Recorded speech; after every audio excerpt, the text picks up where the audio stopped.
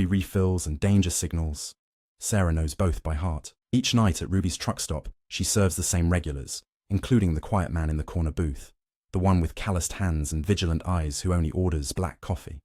When 3 cartel enforcers start making threats, demanding her cooperation for their border operation, they see only a vulnerable waitress. They miss how she signals with a coffee pot placement, how the quiet man's posture shifts imperceptibly. They don't recognize Captain James Reese, whose helicopter rescue missions pulled special forces from hell itself before a crash ended his military career. As the cartel men corner Sarah in the parking lot, they never suspect their routine intimidation has just triggered a response from a man who once navigated gunfire to save lives, and still remembers exactly how. But before we jump back into the video, let us know where you're watching from. And if you're enjoying this story, don't forget to subscribe because I have something really special for you tomorrow. And now, back to the video. The blue-white flash of emergency. Lights painted Sarah's face in harsh strokes as she clutched the thin blanket around her shoulders. Blood, not hers, had dried on her uniform, dark crimson stains against pale pink polyester. "Mom, I need you to walk me through it again," the officer said, his pen hovering above his notepad, eyes never leaving her face. 3 bodies lay covered on the asphalt of Ruby's truck stop parking lot. The coroner's van waited, its rear doors yawning, open like a patient predator. A tall figure stood apart from the chaos, speaking quietly to a plain-clothes detective. The man's face remained carved from stone, but his right hand trembled slightly, the only visible fissure in his composure. Sarah's gaze drifted to him before returning to the officer. "They thought I was nobody," she whispered. "They never even noticed him. That was their fatal mistake." The officer followed her gaze to the quiet man, the one who had been sipping black coffee in the corner booth just 90 minutes earlier. "And who exactly is he?" the officer asked. Sarah's lips formed a bitter smile. "Someone who's seen worse nights than this." 30 feet away, Captain James Reese finished giving his statement. The detective nodded once, closed his notebook, and walked away, leaving James alone under the harsh sodium lights. He looked up at the night sky, vast, empty, familiar, the way he always did when the ground beneath him turned slick with blood. His gaze found Sarah through the chaos. Their eyes locked across the distance, and in that silent exchange passed an understanding. This was only the beginning. The radio on the officer's shoulder crackled to life. "Dispatch to all units at Ruby's truck stop. Be advised, federal agents are en route. Confirmed cartel affiliation with deceased. Repeat, confirmed cartel affiliation." The officer's eyes widened as he looked from Sarah to James and back again. "What exactly did you two step into here?" Neither answered. The desert wind carried the distant wail of approaching sirens, growing louder with each passing second. Order. Up! The bell's ding pierced the ambient hum of Ruby's truck stop diner. Sarah Martinez wiped her hands on her apron and grabbed the plate of chicken fried steak. Her movements precise from years of practice. Exhaustion clung to her like a-second skin after 9 hours on her feet, but her smile never faltered as she placed the steaming plate in front of a weathered trucker. "Here you go, Earl. Extra gravy, just how you like it." "You're an angel, Sarah," Earl said, his leathery face crinkling with appreciation. "How's that boy of yours doing with those college applications?" Sarah tucked a strand of dark hair behind her ear. "Miguel's got his heart set on engineering at Arizona State. The scholarship committee meets next month." She didn't mention the stack of bills waiting at her small rental house, or how she'd picked up extra shifts to cover the application fees. Single mothers working in truck stop diners didn't get to complain about the weight they carried. Smart kid. Gets that from his mama. Earl winked, then dug into his meal. Sarah's eyes drifted to the corner booth as she refilled coffee mugs along the counter. He was there again, the quiet man with the military posture and distant eyes. Captain James Reese, according to the credit card he occasionally used instead of cash. For 6 months, he'd appeared like clockwork every Tuesday and Thursday evening, always alone, always ordering black coffee, and sometimes the blue plate special. She approached his table, coffee pot in hand. "Refill?" James nodded, his eyes briefly, meeting hers before returning to the window. He had the look Sarah recognized from her brother when he returned from his second tour. Like he was physically present, but mentally mapping escape routes and calculating threats. "Anything else tonight? Kitchen's still open. Just the coffee, thanks. His voice was quiet but clear, with the clipped precision of someone used to being heard the first time. As Sarah turned to leave, the diner's door swung open, letting in a gust of desert night air. 3 men entered. Designer sunglasses despite the hour, too well dressed for a highway truck stop, too alert to be ordinary travelers. Something in their movements raised the fine hairs on Sarah's arms. Behind her, the cup in James's hand paused halfway to his lips. Men took a booth near the door, eyes scanning the diner with calculated indifference. The tallest one, with a thin scar bisecting his left eyebrow, caught Sarah watching and smiled. It was the kind of smile that never reached his eyes. "Ma'am," he called out, his accent thick with northern Mexico.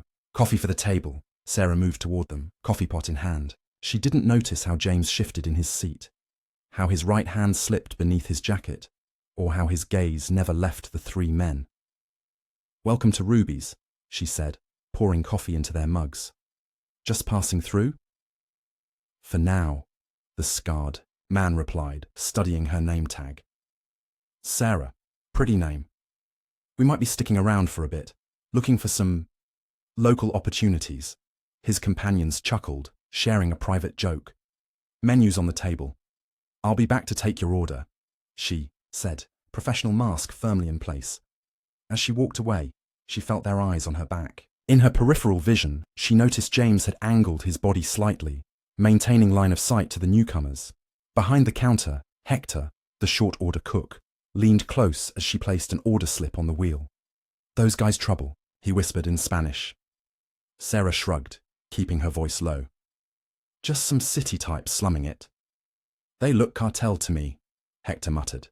"My cousin in Juarez says they're moving north, establishing new routes." "This is just a truck stop in the middle of nowhere, Hector. Why would they care about rubies?" But as she glanced back at the 3 men, now huddled in conversation, an uneasy feeling settled in her stomach. Rubies sat at the junction of 2 major highways, a perfect waypoint for moving product north. At the end of her shift, Sarah counted her tips, barely enough to cover Miguel's upcoming dental appointment.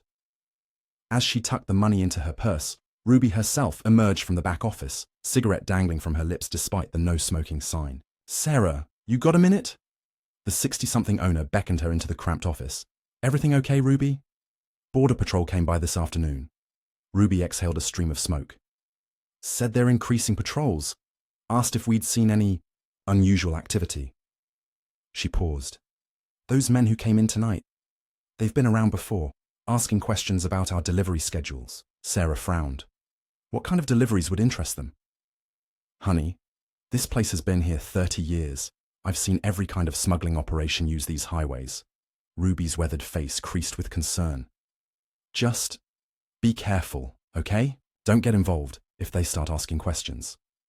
On her way out through the nearly empty diner, Sarah noticed James was gone, his coffee cup empty, a generous tip tucked under the saucer. The 3 strangers remained, watching her with undisguised interest as she collected her jacket. In the parking lot, Sarah fished for her keys, the gravel crunching under her worn sneakers. The night air carried the scent of sage and diesel fuel. As she reached her ancient Honda, a voice spoke from behind her. "Excuse me, Sarah." She turned to find the scarred man leaning against a black SUV with tinted windows, his companions flanking him. "We have a business proposition for you." Her keys clutched between her fingers like makeshift brass knuckles. Sarah took a step back. "Sorry, I'm not interested in any propositions.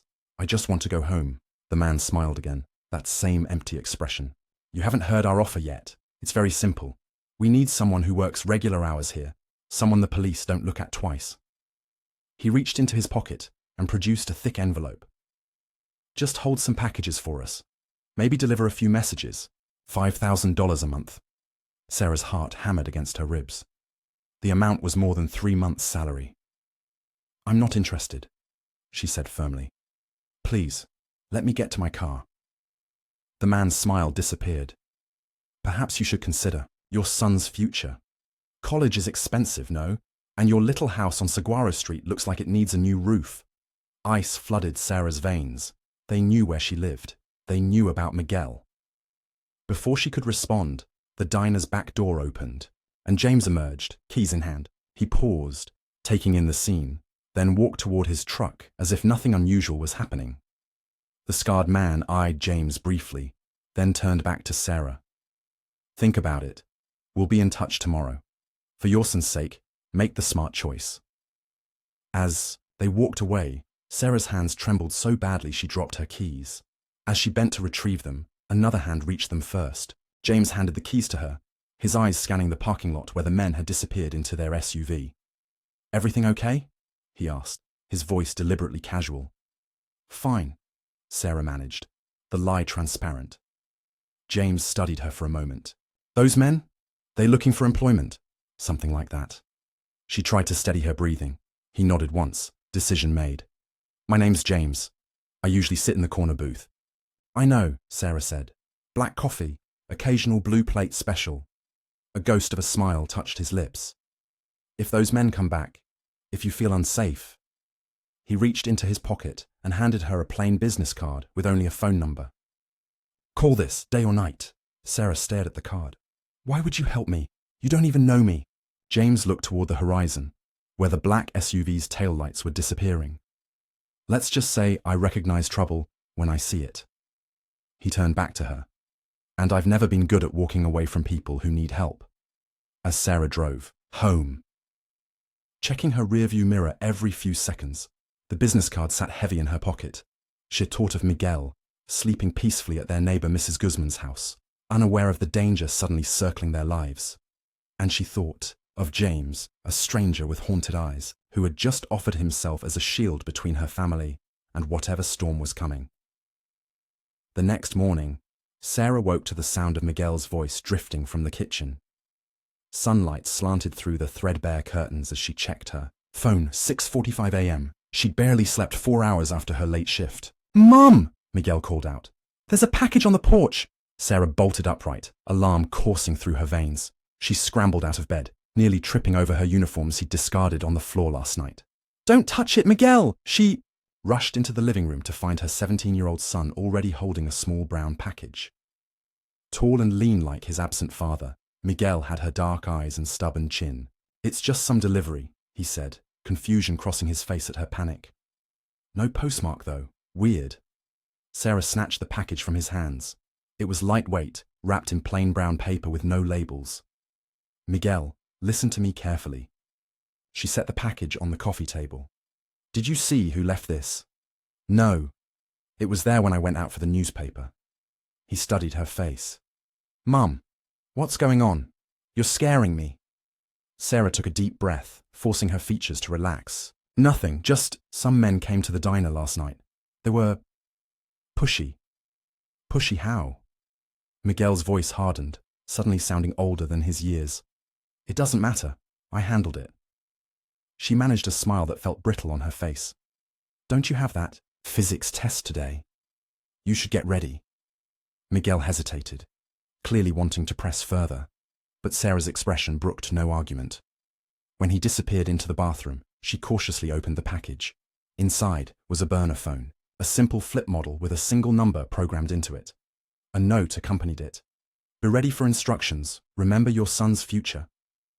Sarah's hands shook as she closed the package and hid it in her bedroom. The cartel men knew where she lived. They'd been on her porch while she slept, while her son was vulnerable. The business card James had given her sat on her nightstand. She picked it up, tracing the embossed number with her fingertip, but set it back down. This was her problem to solve. Sarah's shift that evening moved with excruciating slowness. Every time the bell above the door jingled, her head snapped up, expecting to see the three men. They didn't appear, but their absence felt more threatening than their presence would have been. At 8 o'clock, James arrived, taking his usual corner booth. Their eyes met briefly as she brought him his coffee, but neither acknowledged their parking lot conversation from the night before. An hour later, as the dinner rush wound down, Sarah's pocket vibrated. The burner phone. She ducked into the empty lady's room to answer it. Hello? Sarah. The scarred man's voice slithered through the connection. Have you considered our generous offer? I told you, I'm not interested. She kept her voice low, fighting to keep it steady. That's disappointing, especially since young Miguel has such a promising future. Arizona State, isn't it? Engineering program? Sarah's blood ran cold. Leave my son out of this. That depends entirely on you. Here's what's going to happen. Tomorrow night, a package will arrive at the diner's rear entrance during your shift. You'll place it in your locker until a man comes to claim it. He'll order apple pie. That's it. Simple. And if I go to the police? Her knuckles whitened around the phone. Then instead of discussing your son's college prospects, we'll be discussing his funeral arrangements. The line went dead. Sarah leaned against the bathroom wall, struggling to breathe. The fluorescent lights buzzed overhead, impossibly loud in the sudden silence. When she finally emerged, she nearly collided with James, who stood near the hallway that led to the restrooms. Sorry, she mumbled, trying to step around him. Sarah. His voice was low, meant only for her ears. They contacted you again, didn't they? She looked up, startled by his perception. How did you? You've checked your pockets 17 times in the last hour. Your hands are shaking, and you're the only server not wearing a name tag tonight. Sarah's hand flew to her chest where her name tag should have been. She'd forgotten to put it on after hiding the burner phone, a first in 7 years of working at Ruby's. It's nothing, she insisted. Just some personal stuff. James studied her for a long moment. I've seen that look before, on soldiers who've been told their next mission is a suicide run. I can handle it. Like you handled those men in the parking lot last night. His words were blunt, but his tone remained gentle. You don't know who you're dealing with. And you do? Sarah challenged. Something dangerous flickered in James's eyes. Yes, I do. A customer called for a refill, saving Sarah from having to respond. As she hurried away, James returned to his booth, his coffee growing cold as he watched the diner with renewed vigilance. The next evening brought rain, unusual for the desert and unwelcome as Sarah pulled into Ruby's parking lot. The burner phone felt like a live grenade in her pocket.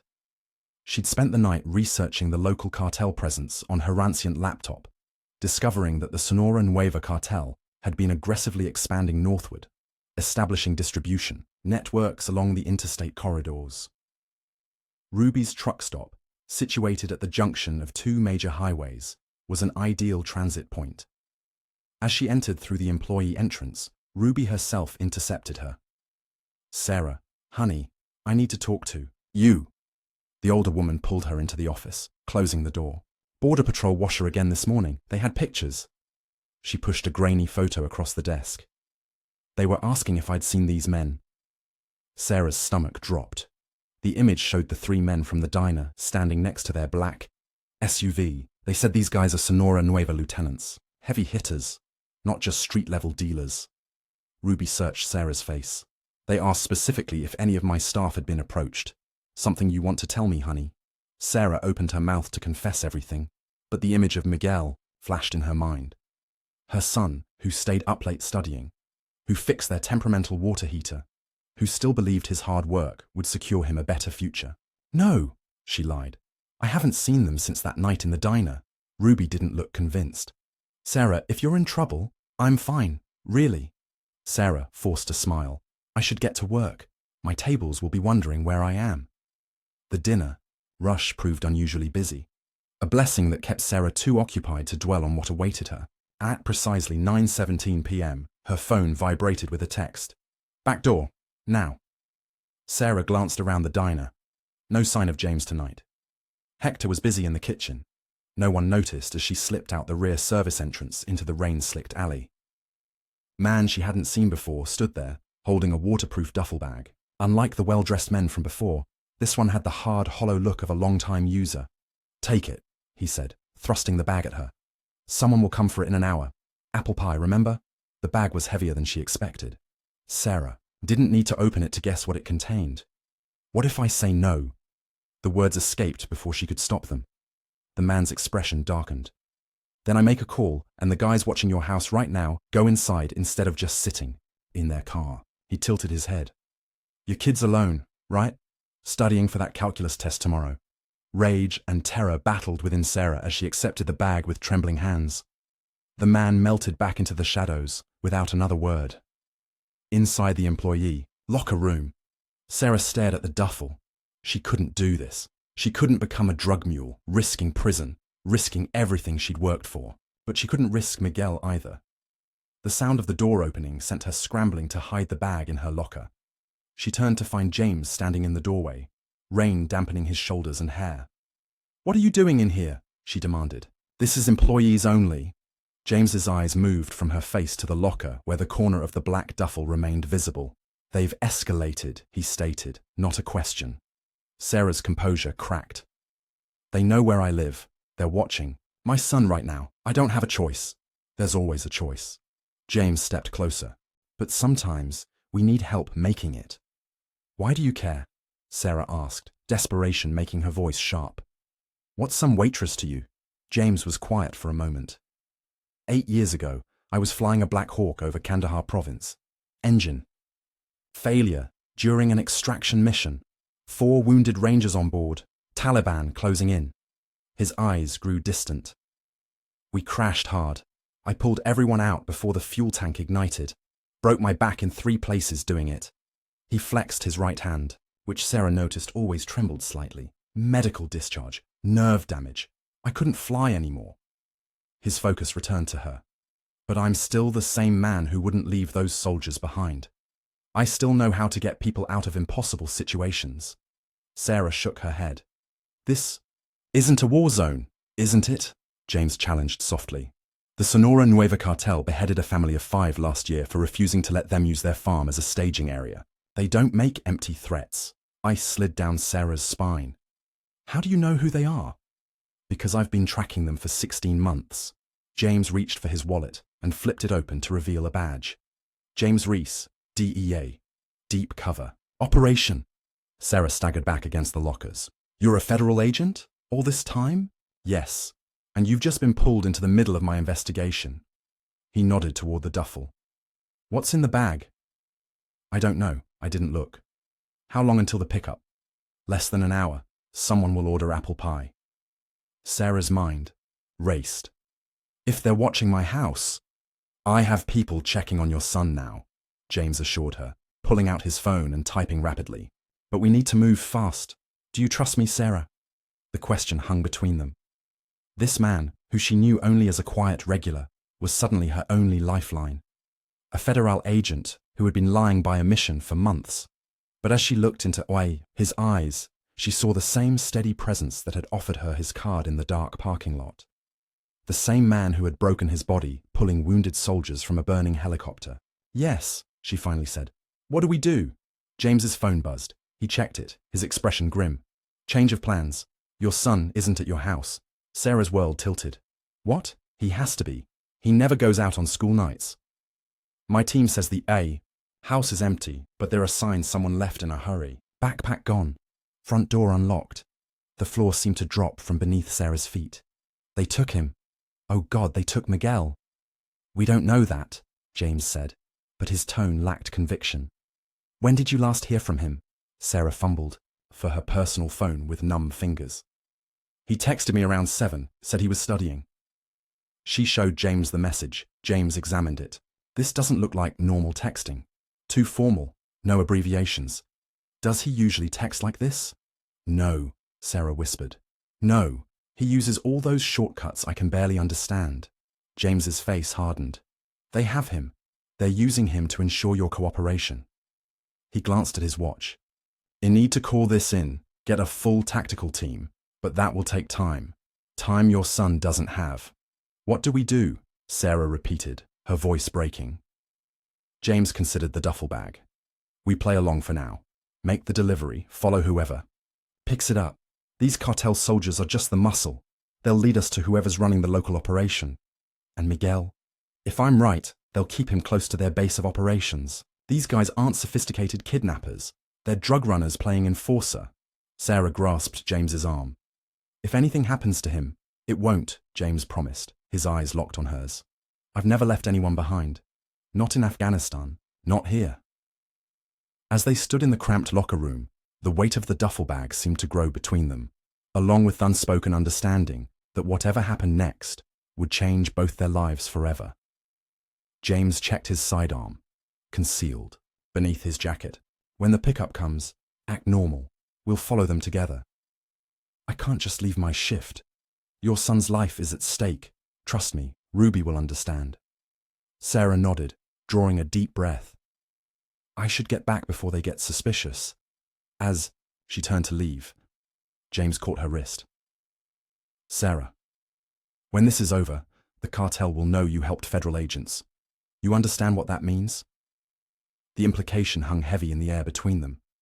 Even if they rescued Miguel, their lives, as they knew them, would be over. I understand, she said quietly. But right now, all that matters is getting my son back. James released her, a newfound respect in his gaze. 1 hour, then we move. As Sarah returned to the diner floor, the burner phone buzzed again in her pocket. The message chilled her to the bone. Pickup changed, taking package to us instead. Address coming. Bring it alone, or the boy bleeds. Attached was a photo of Miguel, zip-tied to a chair, a dark bruise blooming on his cheek and terror his eyes.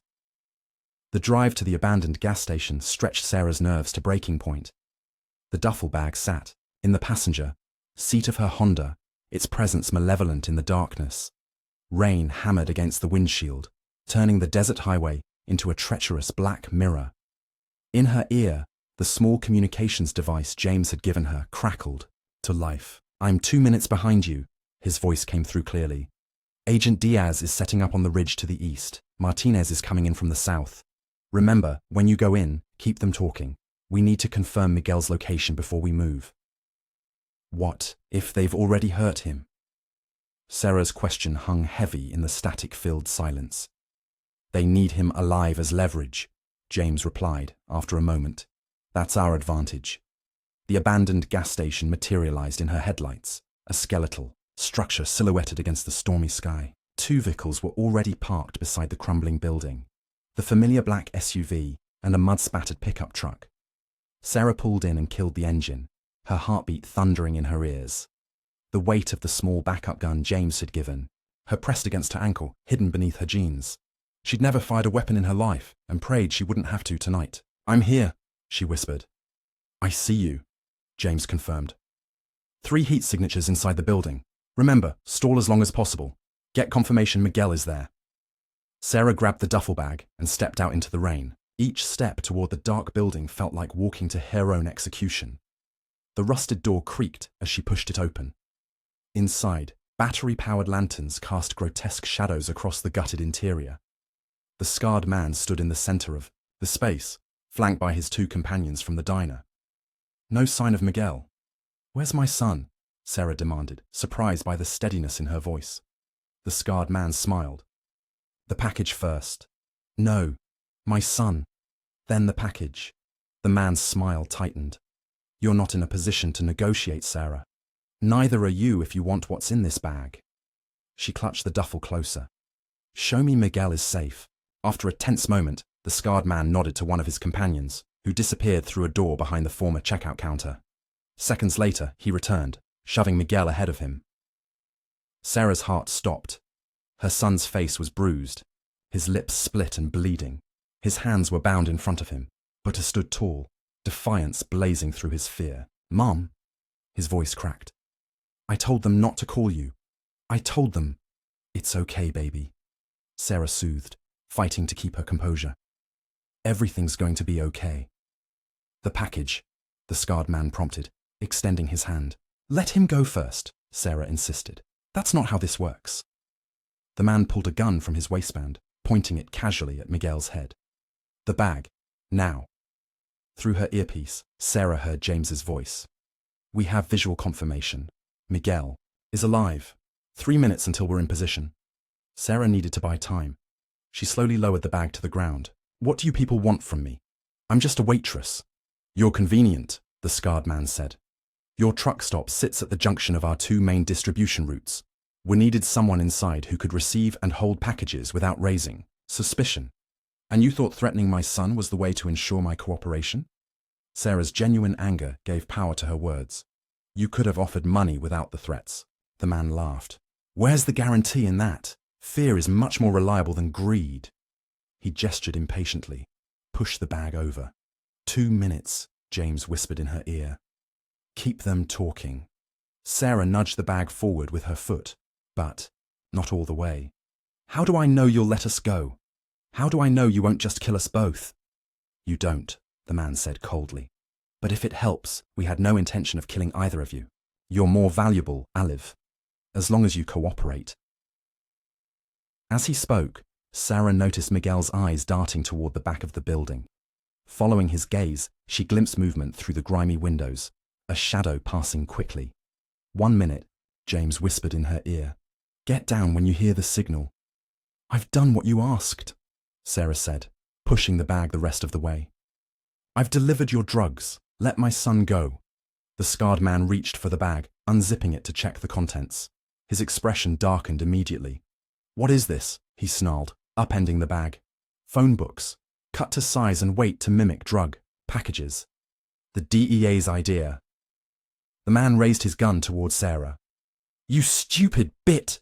A deafening bang cut him off as the back door exploded inward. James's voice shouted through her earpiece. Now! Sarah lunged forward, tackling Miguel to the ground as the room erupted in gunfire. Glass shattered, bullets thudded into wood and concrete. Somewhere in the chaos, she heard James shouting commands, identifying himself as a federal agent. Sarah crawled toward Miguel, shielding him with her body. Stay down, baby. Stay down. The scarred man was returning fire, backing toward the front entrance. As he turned to flee, he spotted Sarah and Miguel huddled on the floor. Rage contorted his features as he swung his weapon toward them. James appeared from nowhere, throwing himself between them and the gunman. 3 shots rang out in rapid succession. The scarred man crumpled to the ground. Behind him, James staggered, clutching his shoulder where a dark stain was rapidly spreading. James! Sarah screamed. I'm fine, he gritted out, though his face had gone ashen. Check. Miguel. Sarah turned to her son, frantically examining him for injuries. Beyond his bruised face and split lip, he seemed physically unharmed. She worked at the zip ties, binding his wrists. Mum! Behind you! Miguel suddenly shouted. Sarah whirled to see one of the other cartel men rising from behind a fallen shelving unit, gun raised. Time slowed as she realized James was on his knees, his weapon out of reach, his wounded shoulder making him vulnerable. Without conscious thought, Sarah reached for the backup gun at her ankle. The weight was unfamiliar, the grip slippery with rain and sweat. She aimed and pulled the trigger. The recoil shocked her, the sound deafening in the confined space. The man stumbled, his shot going wild, then collapsed. James stared at her with new respect as Agent Diaz burst through the door, weapon drawn. Clear, Diaz shouted, scanning the room. Martinez has the 3rd suspect in custody. Area secure. Sarah dropped the gun as if it had burned her, gathering Miguel into her arms. He was trembling, his brave facade finally crumbling as he sobbed against her shoulder. It's okay, she whispered, stroking his hair. It's over. You're safe. The safe house was a nondescript ranch-style home 30 miles from Ruby's truck stop. Inside, reinforced doors, bulletproof windows, and a communications setup that would make most police stations envious completed the picture. Miguel had finally fallen, asleep on the couch after hours of debriefing with DEA agents. His face in repose looked younger, the bruises stark against his skin. Sarah found James propped up against the headboard in the back bedroom, his shoulder heavily bandaged, an IV line running into his uninjured arm. Despite his pallor, his eyes were alert. You should be in a hospital, Sarah said, hovering in the doorway. Probably, James agreed with a faint smile. But hospitals ask questions I can't answer right now. Sarah perched carefully on the edge of the bed. Miguel's finally sleeping. The agents took his statement. James nodded. Sarah, there's something you need to understand. What happened tonight is only the beginning. The men we dealt with were just lower-level enforcers for the Sonora Nueva cartel. The ones who beheaded that family, Sarah said quietly. Yes, their reach extends deep into law enforcement, local government, even some federal agencies. When they discover one of their operations has been compromised, especially by a waitress and an undercover agent, they'll respond with everything they have. Sarah's throat tightened. You're saying we'll never be safe. I'm saying your lives, as you knew them, are over, James replied, his honesty brutal but necessary. Witness protection is being arranged, but it will take time. Until then, you and Miguel need to disappear completely. What about you? She asked. noticing how he'd separated himself from their fate. James's expression hardened. I've been tracking the Sonora Nueva's expansion for 16 months. Tonight was supposed to be reconnaissance only. Identify the local players. Map their distribution network. Instead, I had to blow me cover to save you and Miguel. Before Sarah could respond, Agent Diaz appeared in the doorway. Sorry to interrupt, but we've got a situation. Local police scanner just picked up a bolo for Sarah and Miguel Martinez. Description of Sarah's car, her license plate number, everything. James struggled to sit up. Cartel's moving faster than expected. They've got someone inside the local PD. Worse, Diaz said grimly. The alert identifies them as suspects in a triple homicide at an abandoned gas station. Claims witnesses saw them. Fleeing the scene, Sarah's blood ran cold. They're framing us for the shootout. Classic cartel tactic, James muttered. Muddy the waters, create confusion about who the victims really are. Makes it harder for us to secure WITSEC approval. So what do we do? Sarah asked. James exchanged a look with Diaz. Change of plans. We can't risk moving you through official channels now. Too many eyes, too many potential leaks. What are you saying? I'm saying we need to go off-grid. James grimaced as he swung his legs over the side of the bed.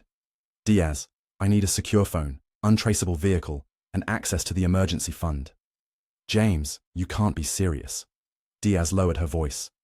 Phoenix, we'll have your badge for this. They can have it. James met Sarah's stunned gaze. Some things matter more. Dawn broke over the desert as a dusty SUV with tinted windows pulled away from the safe house. Inside, Sarah barely recognized herself. In the rearview mirror, her dark hair was now cropped short and dyed blonde. Her waitress uniform replaced with nondescript jeans and a plain t-shirt. In the back seat, Miguel sat silently, a baseball cap pulled low over his face. New glasses changing his appearance subtly, but effectively. Between them, a duffel bag held their new identities, driver's licenses, credit cards, and backstories carefully crafted by Agent Diaz before she reluctantly left them. James drove one-handed, his injured arm strapped tightly to his chest. His DEA credentials and badge had been left behind at the safe house, along with any official trace of Captain James Reese. Head south, he instructed. There's a turnoff in about 20 miles that won't be on any GPS. Miguel broke the tense silence. Are we ever going to be normal again? It was Sarah who answered, reaching back to squeeze her son's knee. No, baby, but we're going to be okay. We have each other, and we have James. For how long? Miguel challenged, his shrewd eyes moving between the adults. Until he dumps us somewhere safe and goes back to his real job. James pulled the SUV to the side of the empty highway. He turned to face Miguel directly. I'm not leaving you, either of you. What happened last night changed everything. The cartel knows my face now, just like they know yours. We're in this together. You promise? Miguel demanded, suddenly looking very young. I promise, James replied solemnly. The SUV pulled back onto the highway, heading deeper into the desert. The rising sun cast long shadows across the landscape, transforming the familiar terrain into something alien and uncertain, just like their lives. Night had fallen by the time James guided the SUV off the unmarked dirt road. Ahead, silhouetted against the star-strewn sky, stood a modest cabin nestled among towering pines. They'd climbed into the mountains, leaving the desert floor far below. Welcome to Ghost Ranch, James said, killing the engine. My insurance policy. The cabin's interior was Spartan but surprisingly well-equipped. Solar panels provided limited electricity, a propane tank fed the stove and water heater, and a ham radio sat on a small desk in the corner. Most notable was the gun cabinet against the far wall, its contents visible through the glass. Rifles, shotguns, and handguns, all meticulously maintained. You've been planning for something like this for a while, Sarah observed, taking in the stockpiled food and medical supplies. After what happened in Juarez, I needed a contingency plan, somewhere off the books. James sank into a chair, the long drive having taken its toll. Sometimes the only people you can trust are the ones right in front of you. He struggled to his feet and moved to a trunk tucked beneath the window. From it, he withdrew a laptop, portable hard drive, and several manila folders. For 16 months, I've been mapping the Sonora Nueva's expansion into this territory. He spread several photographs across the small dining table. What we need is leverage, something valuable enough that they'll back off to protect it. James pointed to a man with silver hair and an immaculate suit. Alejandro Vega, Former Mexican military intelligence, now the cartel's strategic advisor for US operations. He's the brains. His finger moved to another photo. A younger man with cold eyes and a boxer's build. Raul Dominguez, enforcement chief, the muscle. The next photo showed a woman in her 40s, elegant and severe. Elena Fuentes, their financial controller. The fourth photo revealed a nervous-looking man with wire-rimmed glasses. Dr. Gustavo Mendez, chemistry PhD from Stanford, runs their production facilities. The final image showed a handsome man in his 30s, charismatic even in the grainy surveillance photo. And this is Diego Salazar, former local politician, now their public face. So which one ordered Miguel's kidnapping? Sarah asked. Likely Dominguez, the enforcement chief, James replied.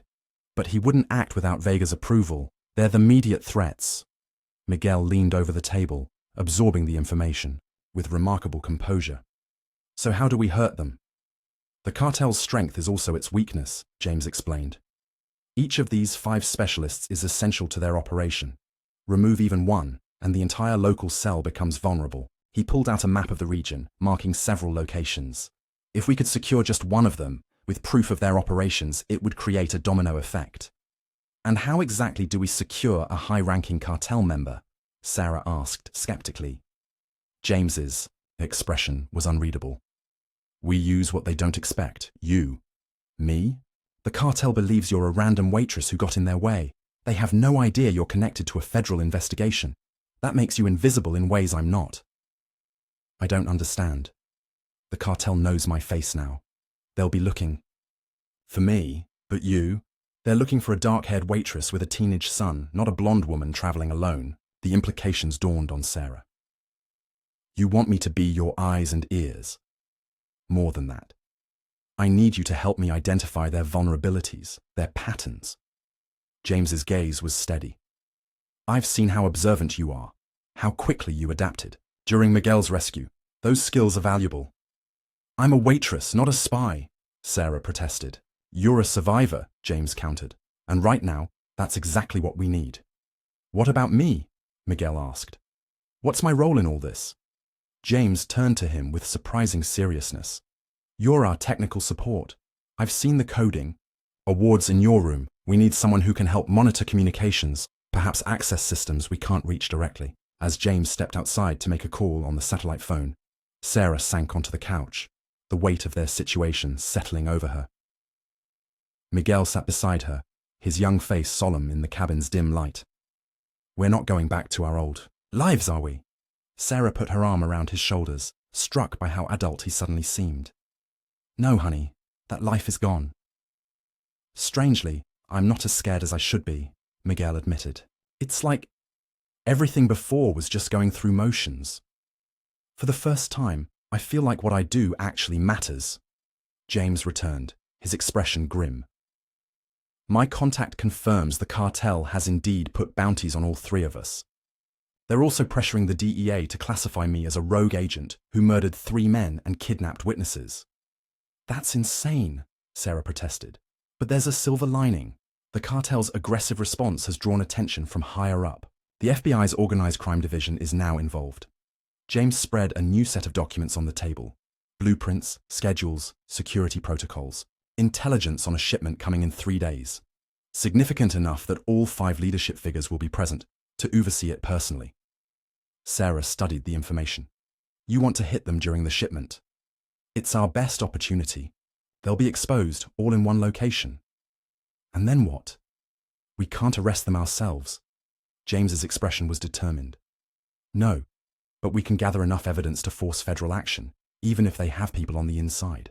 That's your plan, Sarah demanded. We walk into a gathering of cartel leaders, surrounded by their security, just to take pictures. Not we, James said quietly. Me. The cabin fell silent as his intention became clear. You'll get yourself killed, Sarah finally said. Not if we plan this right. James pulled out detailed satellite imagery. I need you both to help me prepare, but when it comes time for the actual operation, I go in alone. No way, Sarah said flatly. We're in this together now. You said so yourself. The risk is already at maximum, she interrupted. They want us dead whether we hide or fight. At least this way we control the time and place of the confrontation. James studied her, reassessing. It would improve our chances to have a second operator, but Miguel stays here, secure. Agreed, Sarah said, ignoring Miguel's noise of protest. You monitor communications, James told the teenager seriously. Early warning system. If something goes wrong, you're our backup plan. 3 days, James said, looking between them. 3 days to plan and prepare for an operation against people who've been doing this professionally for years. Sarah should have felt terrified. Instead, she felt a strange, fierce clarity. They expect us to run, to hide. They don't expect us to bring the fight to them. Exactly, James nodded approvingly. And therein lies our advantage. As they bent over the maps and diagrams, plotting their counterstrike against an enemy that vastly outgunned and outnumbered them, Sarah caught a glimpse of herself in the cabin's window. The reflection showed a stranger. Blonde hair, hardened expression, gun holstered at her hip. 24 hours ago, she'd been a waitress. Now she was a soldier in a war she never chose. The transformation should have felt wrong, unnatural. Instead, it felt like stepping into a version of herself that had always existed beneath the surface, waiting for circumstances dire enough to emerge. The abandoned airstrip shimmered in the midday heat, a relic from some forgotten military operation decades ago. From their vantage point on a rocky ridge half a mile away, Sarah and James surveyed the scene through high-powered binoculars. 3 SUVs at the north entrance, Sarah noted. 2 men per vehicle, armed. James nodded, adjusting the satellite phone clipped to his belt. Perimeter security. They'll have more inside the hangar. 3 days of intensive preparation had transformed Sarah. Gone was the hesitant waitress, replaced by someone who moved with purpose, who understood the language of tactical operations. James had been a demanding teacher, and Sarah a determined student. Remember the plan, James said, checking his watch. We observe the shipment, document the players, then extract. No engagement unless absolutely necessary. Sarah adjusted the small camera disguised as a button on her jacket. What if something goes wrong? The emergency protocols we established with Miguel. If we're not back in 4 hours, he contacts Diaz with the coordinates and evidence we've already collected. Sarah's stomach churned at the thought of her son alone at the cabin, waiting for a return that might never come. But Miguel had surprised them both with his resilience, turning the trauma of his kidnapping into focused determination. It's time, James said, rising carefully to avoid silhouetting himself against the sky.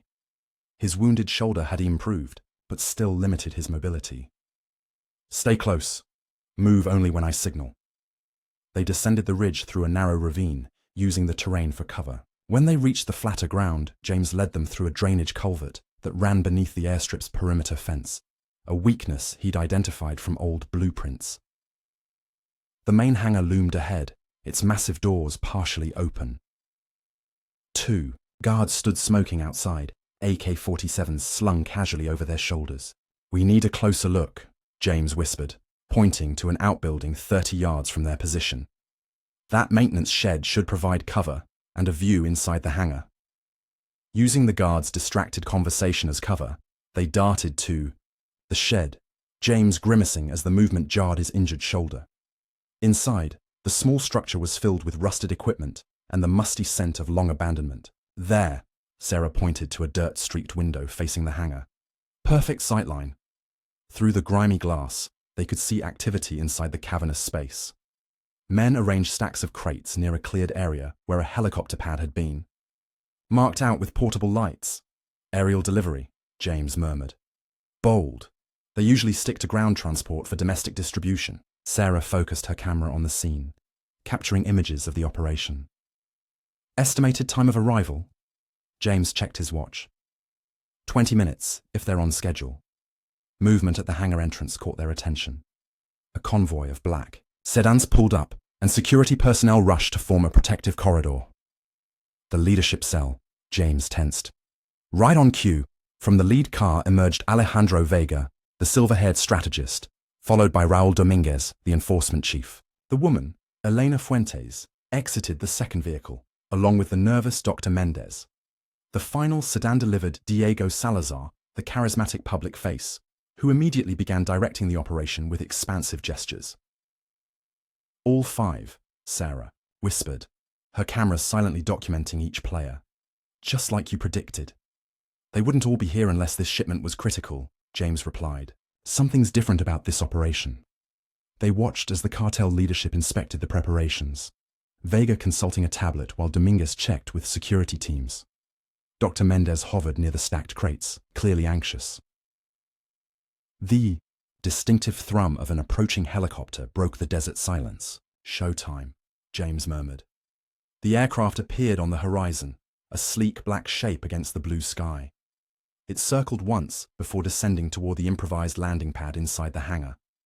As the helicopter touched down, the hangar erupted into coordinated activity. Teams moved forward to unload large metal containers, which were immediately inspected by Dr. Mendez. That's not their usual packaging, James observed, frowning. Typically they use modified shipping crates, not specialized containment units. What are they moving? Sarah asked, zooming her camera for closer detail. I don't... James broke off suddenly, his body going rigid. Oh God. What is it? Those are biohazard symbols.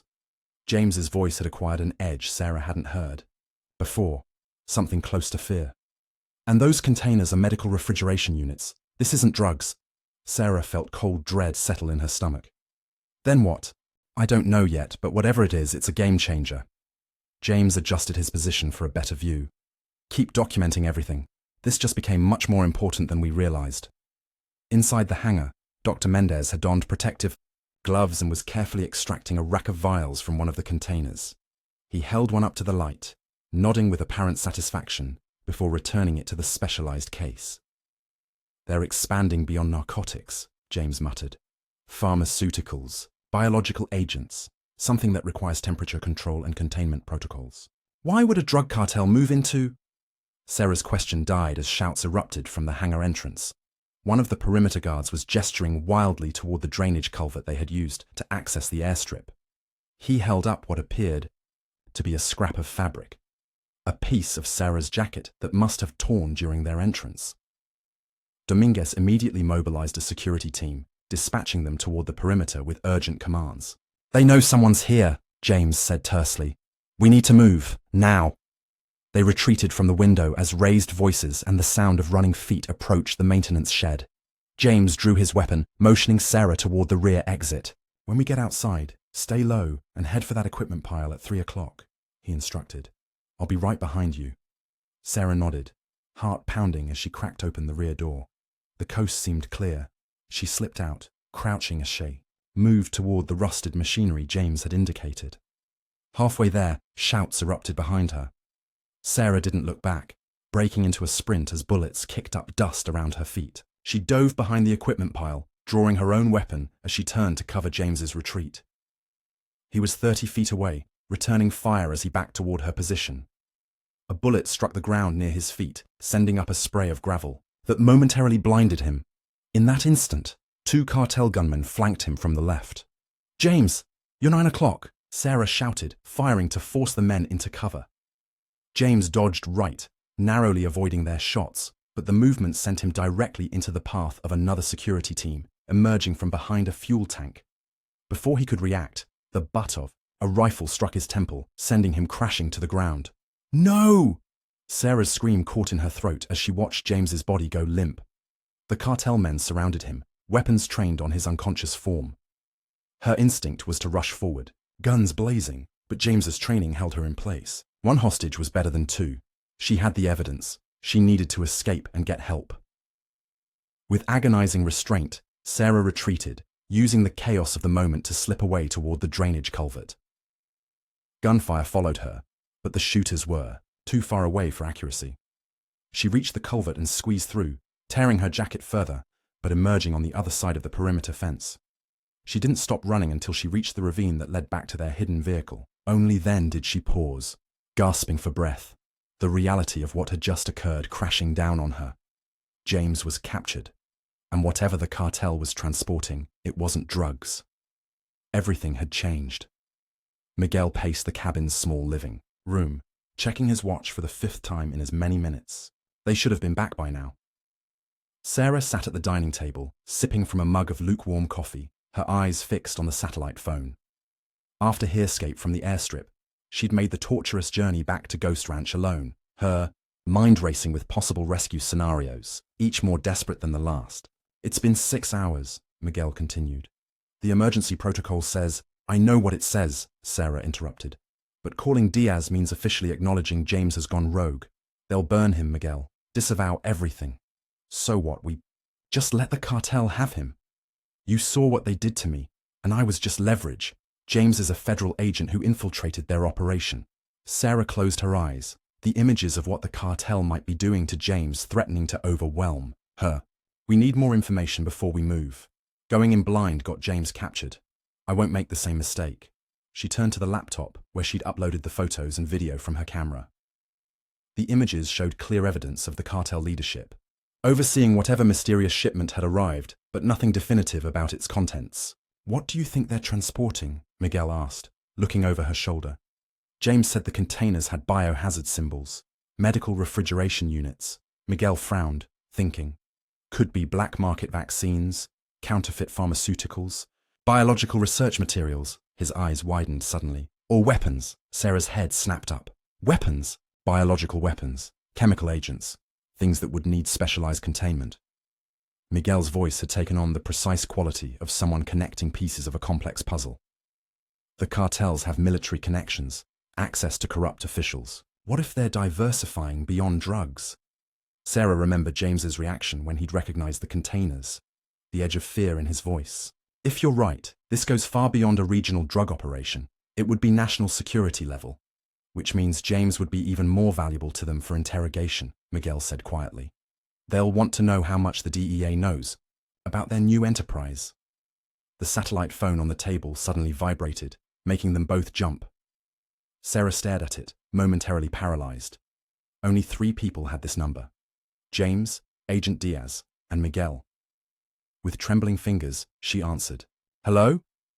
Sarah Martinez?" The voice was male, unfamiliar, with a slight accent. "Who is this?" she demanded. "How did you get this number?" "My name is Alejandro Vega. I believe I have something that belongs to you." Sarah's blood turned to ice. She put the call on speaker so Miguel could hear, gesturing frantically for him to start our recording.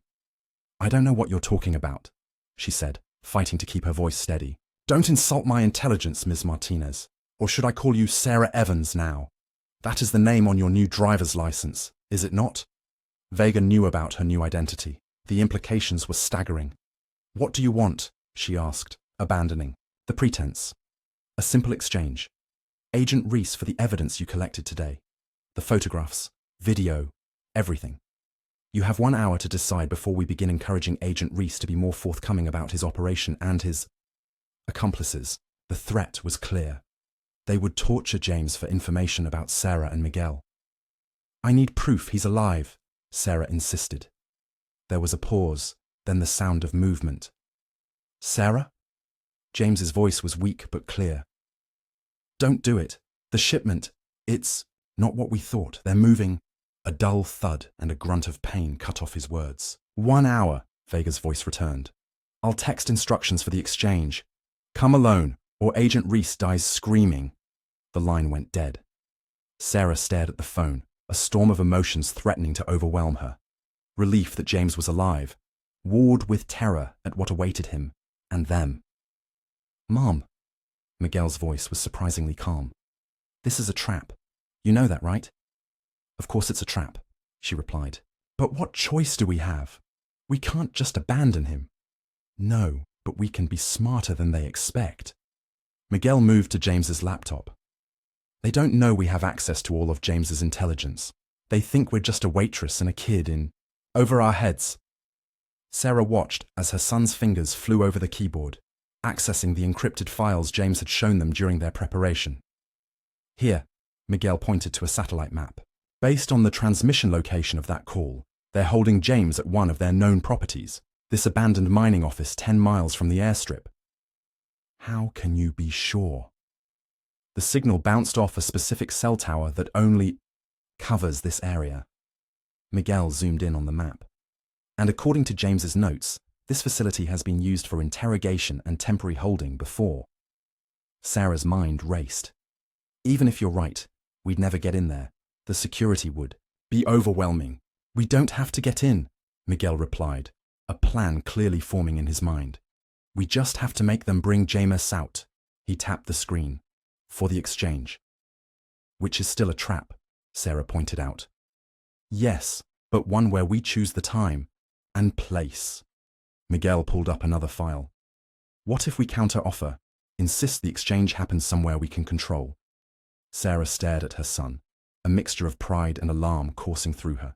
The traumatized teenager from a few days ago had been replaced by someone thinking 3 moves ahead, applying skills she never knew he possessed. They'd never agree to our terms, she said. They might if they believe we've already sent copies of the evidence to federal authorities, set to be released if anything happens to us. Sarah considered this. A dead man's switch. Exactly. We tell them the evidence is already beyond their reach, but we can still destroy the original files before they're authenticated, if they return James unharmed. It's risky, Sarah warned. If they call our bluff. It's James's only chance, Miguel said simply. And ours. Sarah weighed their options, knowing that doing nothing meant James's certain death. Okay, she finally said. But we need more than just a bluff. We need leverage they can't ignore. Miguel waited, sensing his mother had more to say. When I was at the airstrip, she continued slowly, I saw something in one of the images I captured. Their chemist, Dr. Mendez, kept consulting a specific case, different from the others. He was the only one allowed to handle it. A special shipment within the shipment, Miguel mused. Whatever is in that case, it's the key to their entire operation. Sarah's eyes hardened with resolve. That's our leverage. We tell them we know exactly what they're transporting, what they've diversified into beyond drugs. We threaten to expose not just their identities, but the full scope of their new enterprise. That's a massive bluff, Mum. We don't actually know what's in those containers. But they don't know that we don't know, Sarah countered. And people protecting a normal drug shipment don't use biohazard protocols and specialized containment units. Miguel nodded slowly. So we counteroffer.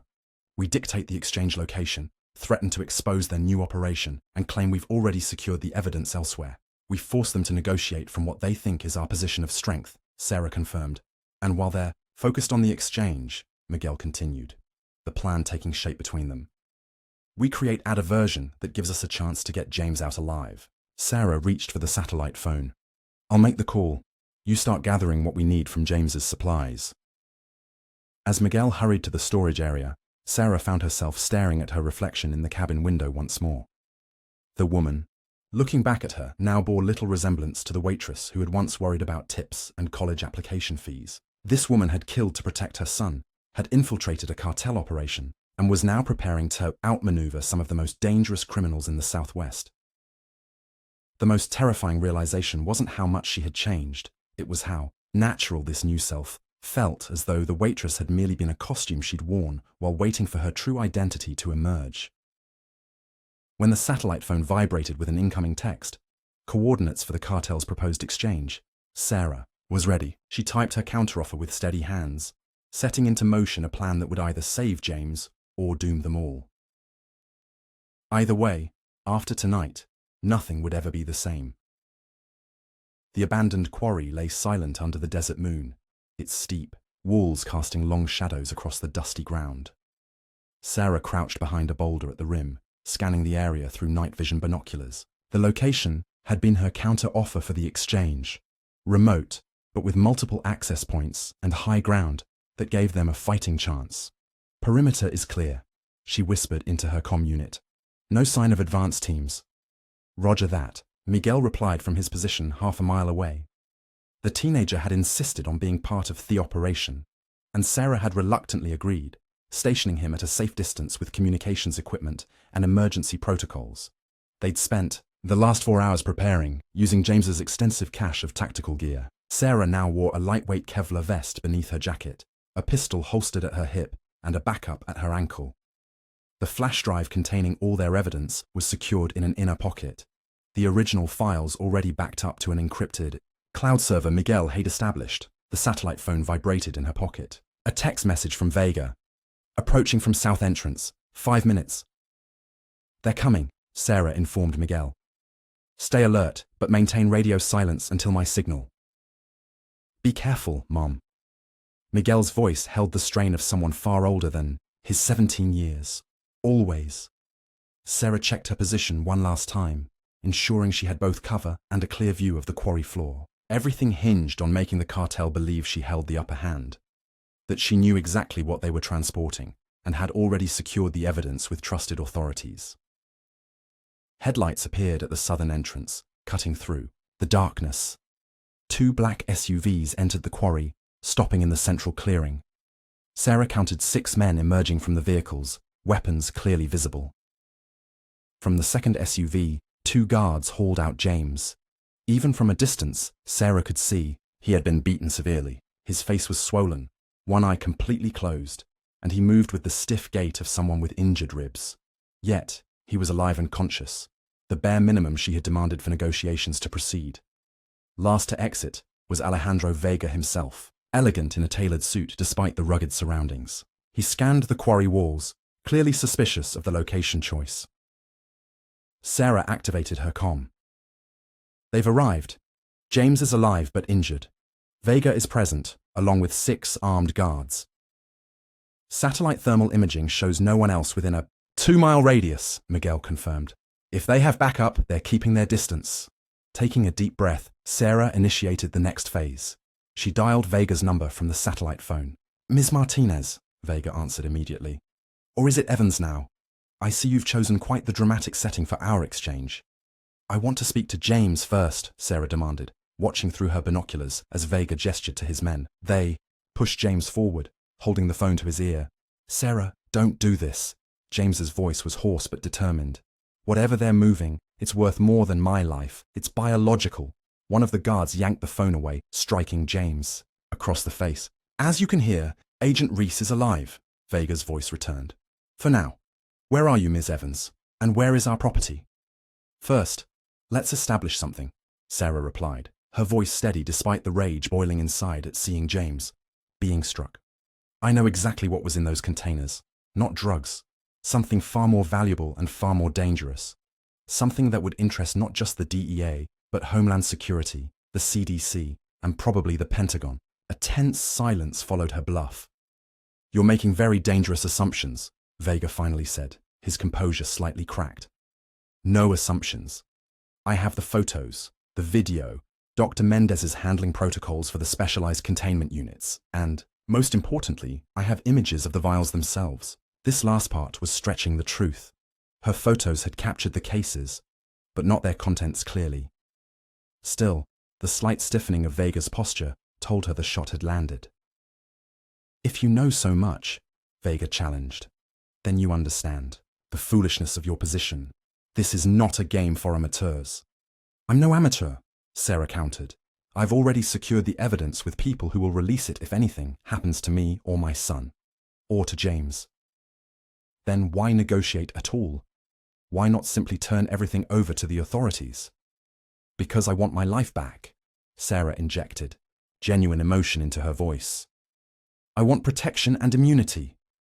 Official witness protection, not just running forever. You have enough problems without adding a nationwide manhunt for a federal agent's murderer to your list.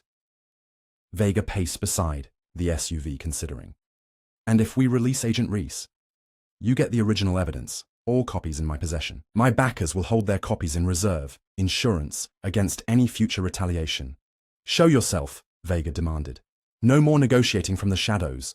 Sarah had anticipated this. Not until you prove your good faith. Release James. Let him walk to the northern exit. Once he's there, I'll reveal myself and approach with the evidence. Vega laughed, the sound cold in the desert night. You expect me to release my only leverage before securing what I came for? I think not. Then we're at an impasse, Sarah replied. Because I won't approach 6 armed men while you're still holding James. The stalemate stretched for several seconds. Then Vega made a decision. A compromise, then. I'll send Agent Reese halfway. You come down and meet him in the middle. With the evidence, we complete the exchange simultaneously. It was as good as Sarah could hope for. Better, actually, as it positioned the exchange exactly where she needed it. Agreed, she said. No weapons trained on either of us during the approach or exchange. You have my word, Vega replied smoothly. Your word means nothing, Sarah countered. But your self-interest I can trust. In exactly 2 minutes, send James forward. She ended the call and immediately activated her comm. Miguel, they've accepted. Initiate phase 2. Copy that, Miguel replied. Remote devices are prepped and ready. Sarah checked her watch, then began making her way down from her position. The descent required her to temporarily lose visual contact with the quarry floor, a calculated risk. When she reached the bottom, she positioned herself at the northern entrance, exactly opposite from where the cartel SUVs were parked. Through her binoculars, she watched Vega check his watch, then nod to his men. They removed James's restraints and shoved him forward. He stumbled but remained upright, beginning the painful walk across the quarry floor. Sarah started her own approach, keeping her movements measured despite every instinct screaming to run, to James. The distance between them gradually closed, James's battered face becoming clearer with each step. When they were 20 feet apart, Sarah fought to maintain her composure. James's condition was worse than she'd initially assessed. Beyond the visible bruising, his breathing was labored, suggesting broken ribs, and a makeshift bandage on his leg showed blood seeping through. Sarah, he rasped as they drew closer. You shouldn't have come. The shipment, it's biological weapons, weaponized influenza. They're selling to domestic terrorists. The revelation hit Sarah like a physical blow. The stakes were even higher than they'd imagined. Just keep walking, she urged quietly. We have a plan. Hope of getting this evidence to someone who can't be bought or threatened by the cartel. The mention of the evidence, the flash drive containing their documentation of the biological weapons shipment, hung heavy between them. What had started as a personal fight for survival had evolved into something far more consequential. Thousands of innocent lives depended on them reaching Fort Huachuca. The ranch it is, Sarah decided. Miguel, stay with James. I'll handle the recon. No, James protested weakly. Too dangerous alone. I'll be fine, Sarah assured him, checking her weapon. I'm less recognizable than either of you right now. As she prepared to leave, James caught her wrist. Sarah, if I don't make it, save it, she cut him off. We're all getting to Fort Huachuca. That's the only acceptable outcome. The intensity in her voice silenced him, and something passed between them, an unspoken acknowledgement of how much they had come to mean to each other in these desperate days. The Henderson Ranch sat nestled against the foothills, its weathered, buildings speaking of generations working the same harsh land. From her vantage point behind a rocky outcropping, Sarah watched the quiet afternoon routine through binoculars. An older man, presumably Henderson himself, worked on a tractor near the barn, while a border collie lounged in the shade nearby. Most promising was the modified Jeep Wrangler parked beside the house, exactly the type of vehicle they needed for the smugglers' trail. But taking it meant involving innocent civilians in their desperate flight. As Sarah weighed their limited options, an unexpected sound drifted from the ranch house. A television news broadcast turned up loud enough to reach her position. Authorities continue the manhunt for surviving members of the cartel hit team, believed to be headed toward the Mexican border. Officials urge citizens to remain vigilant, but not to approach these armed and dangerous suspects. The broadcast continued, describing Sarah and Miguel with alarming accuracy. The staged crash hadn't fooled everyone. The cartel's influence was reshaping the narrative hour by hour, closing the net around them. Sarah was preparing to retreat when movement at the ranch house caught her attention. A young woman had emerged onto the porch, cell phone pressed to her ear. Even from a distance, Sarah could read the tension in her posture. Yes, I'm sure, the woman's voice carried on the still desert air. They match the description exactly. The truck is hidden in the arroyo east of our property. Sarah's blood ran cold. Someone had spotted them. Please hurry, the woman continued. My father's out by the barn. If they're armed like the news said. Decision time. Sarah couldn't return to James and Miguel without being seen, and within minutes law enforcement would swarm the area. Their only hope was to secure transportation immediately, before help arrived. Sarah tucked her weapon into the back of her waistband, covered it with her shirt, and stepped out from her hiding place, hands raised non-threateningly. Excuse me, she called, startling the woman so badly she dropped her phone. I can explain. The woman retreated toward the door. Stay back. Police are on their way. Please. Sarah maintained her distance, keeping her voice calm. We're not who they say we are. We're not cartel. We're the victims here. Save it for the police, the woman replied, but hesitated before going inside. My name is Sarah Martinez. I was a waitress at Ruby's truck stop until the Sonora Nueva cartel tried to force me into their operation. They kidnapped my son when I refused. The name of the cartel caused the woman to pause. How do I know you're telling the truth? You don't, but there's a man dying in that arroyo, a federal agent who saved my son's life, and we have evidence of the cartel smuggling biological weapons for domestic terrorism. The woman's expression shifted from fear to uncertainty. Biological weapons? That sounds insane. 2 weeks ago, I would have thought the same thing, Sarah agreed. But here we are. From the barn, the older man had noticed the confrontation. He approached cautiously, shotgun in hand. Emily, everything okay? Dad, wait, the woman, Emily, called. Something's not right here. Sarah kept her hands visible. Sir, I know how this looks, but I swear to you, we're not the criminals they're making us out to be. The news said you killed 5 men at the quarry, Henderson countered, keeping the shotgun trained on Sarah. The men were Sonora Nueva cartel, Sarah replied. They had captured and tortured a federal agent. We were trying to rescue him. Henderson's weathered face revealed nothing, but he hadn't pulled the trigger. Sonora Nueva, huh? The same folks who've been pressuring ranchers around here to allow transit rights across their properties? Sarah seized on the connection. Yes. The same cartel that's been expanding their operation throughout the region. The same people who threatened my son's life to force my cooperation. The farmer and his daughter exchanged a look with years of unspoken communication behind it. The Millers 2 ranches over lost their youngest boy to an overdose last year, Henderson said slowly, right after they refused to let some city folks store shipping containers on their back 40. Dad, Emily warned, the police are coming. Henderson made a decision. How many of you are there? 3, Sarah answered honestly. Myself, my son, and the federal agent. He needs urgent medical attention. The rancher lowered his shotgun slightly. Emily, go inside, call Hank and tell him we need his medical kit. Then call Sheriff Borden directly, not dispatch, and tell him to divert those patrol cars. Say it was a mistake. Dad, if you're wrong about her, then I'm wrong, Henderson cut her off. But I've lived in cartel country long enough to know when something doesn't add up. Now go. As Emily reluctantly went inside, Henderson turned back to Sarah. You've got 5 minutes to convince me I'm not making the biggest mistake of my life. Dusk painted the desert in soft purples and golds as the modified Jeep Wrangler navigated the treacherous smuggler's trail. Henderson himself had insisted on driving, his knowledge of the backcountry proving invaluable as they crossed terrain that would have defeated most vehicles. In the back, James lay on a makeshift stretcher, an IV running into his arm. The work of Hank, a Vietnam veteran and former combat medic who asked no questions while treating James's wounds. How much further? Sarah asked, checking James's pulse for the 100th time. Another hour if the trail stays passable, Henderson replied, expertly navigating around a boulder. You're lucky Sheriff Borden owed me a favor. Those officers were minutes away from your hiding spot. Miguel, crammed in beside his mother, studied the map. Mr. Henderson, thank you for believing us. Not many people would have. The rancher's weathered face remained impassive. 20 years ago, my brother refused to let the cartels use his property for transit.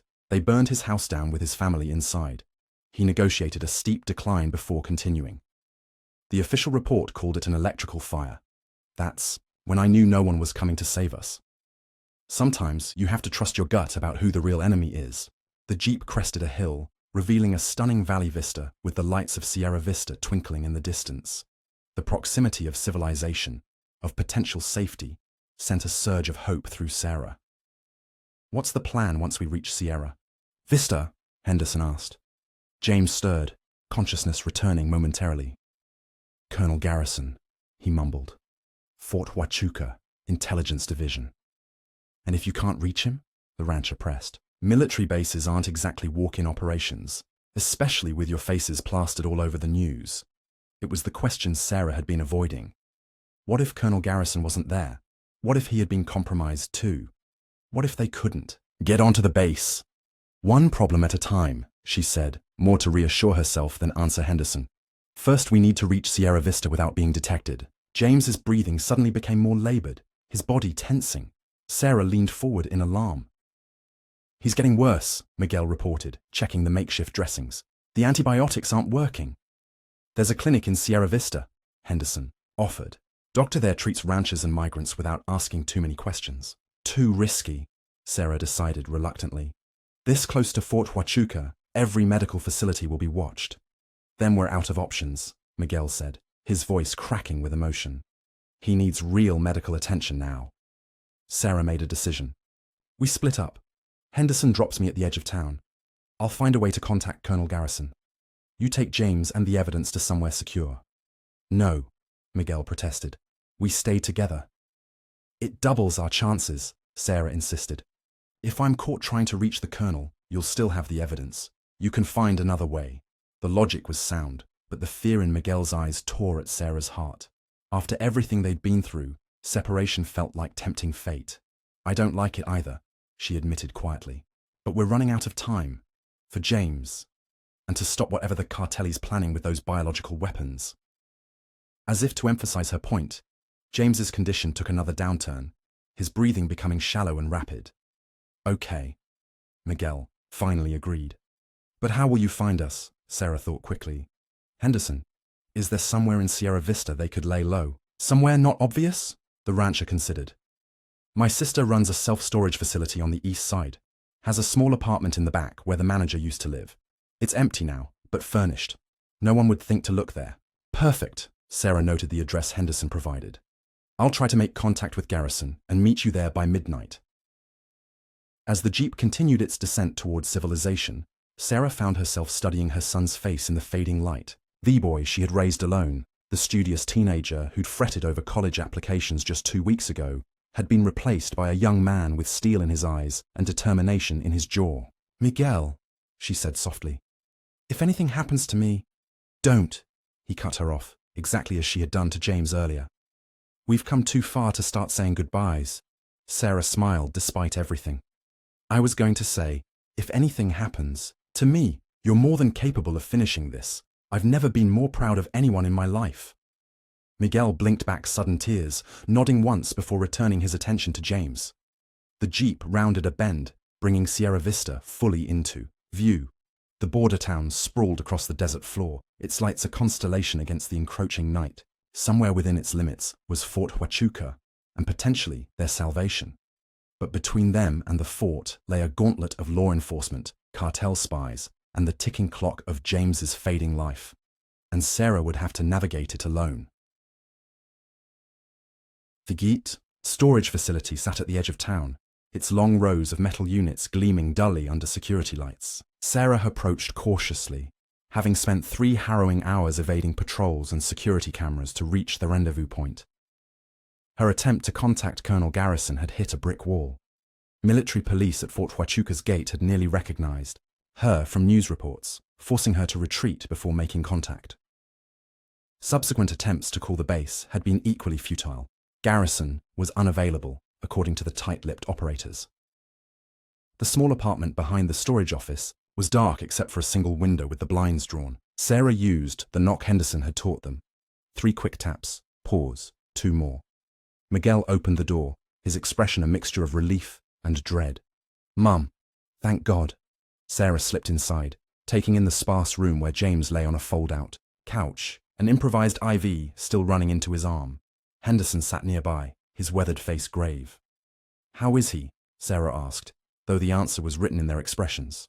Hanging on, Henderson replied. But without proper medical intervention, James's eyes fluttered open at the sound of Sarah's voice. Garrison, he whispered. I couldn't reach him, Sarah admitted, kneeling beside him. Security at the fort is tight, and your name doesn't seem to open any doors right now. James closed, his eyes briefly, processing. Not surprising. If the cartel has infiltrated federal agencies, they'd target connections to anyone investigating them. So what now? Miguel asked, the question hanging heavy in the small room. James struggled to focus. Plan B. There's a woman, Lieutenant Colonel Rebecca Hayes, works with Garrison in counterintelligence. If he's unavailable, she's our next best option. How do we reach her? Sarah pressed. She lives off base, runs every morning at 0500 hours. Apache Park, east side of town. James coughed, the effort clearly painful. Catholic. Attends morning mass at St. Andrews after her run. 600 hours. Sarah checked her watch. just past midnight. Less than 5 hours until their potential contact would appear. I'll be there, she promised. We just need to keep you stable until... A sharp knock at the door silenced everyone.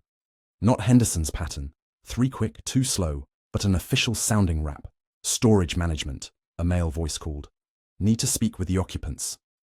Henderson moved to the window, carefully parting the blinds a fraction of an inch. Police cruiser outside, he whispered. 2 officers. How did they find us? Miguel hissed. Sarah's mind raced. Had they been followed? Had someone at Fort Huachuca reported her description? Mr. Henderson, the voice called again. We know you're in there, sir. Just want to ask a few questions about some suspicious activity reported at your ranch earlier today. Henderson's expression hardened.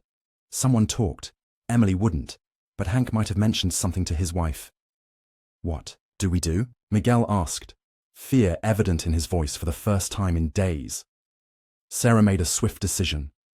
Henderson, answer the door. Tell them you're checking on the property for your sister. Act normal. And you 3? There has to be another exit. Sarah was already moving through the small apartment, checking windows and doors. Miguel pointed to a narrow door in the kitchenette. Service entrance leads to the back of the storage units. Perfect. Sarah turned to Henderson. Keep them talking, as long as possible. Then tell them you heard something suspicious in the storage area. Buy us time to escape. The knocking grew more insistent. Sheriff's Department, open up or we're coming in. Sarah helped Miguel gather James, who was barely conscious now. You know where to meet me if we get separated. Apache Park, 0500 hours, Miguel confirmed. With a final nod to Henderson, who steeled himself to confront the officers. They slipped through the service entrance into the labyrinth of storage units. Behind them, they heard Henderson's performance begin, the confused, cooperative citizen helping law enforcement. Whether it would buy them enough time remained to be seen.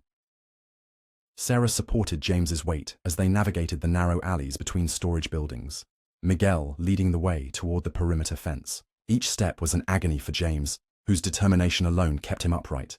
Leave me, he gasped as they reached the fence. I'm slowing you down.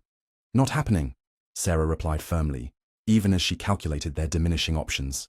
James could barely walk, let alone climb the fence or evade pursuers. The wail of additional sirens in the distance signaled their time was running out. Miguel studied the fence, then pointed to a maintenance gate 20 yards down. There, it's padlocked, but maybe we can break it. As they moved toward it, the night exploded with light, police searchlights sweeping across the storage facility grounds. Suspects identified at the east perimeter, a voice announced over a loudspeaker. Surrender immediately. You are surrounded. Sarah pulled James and Miguel into the shadow of a large unit, mind racing through rapidly diminishing options.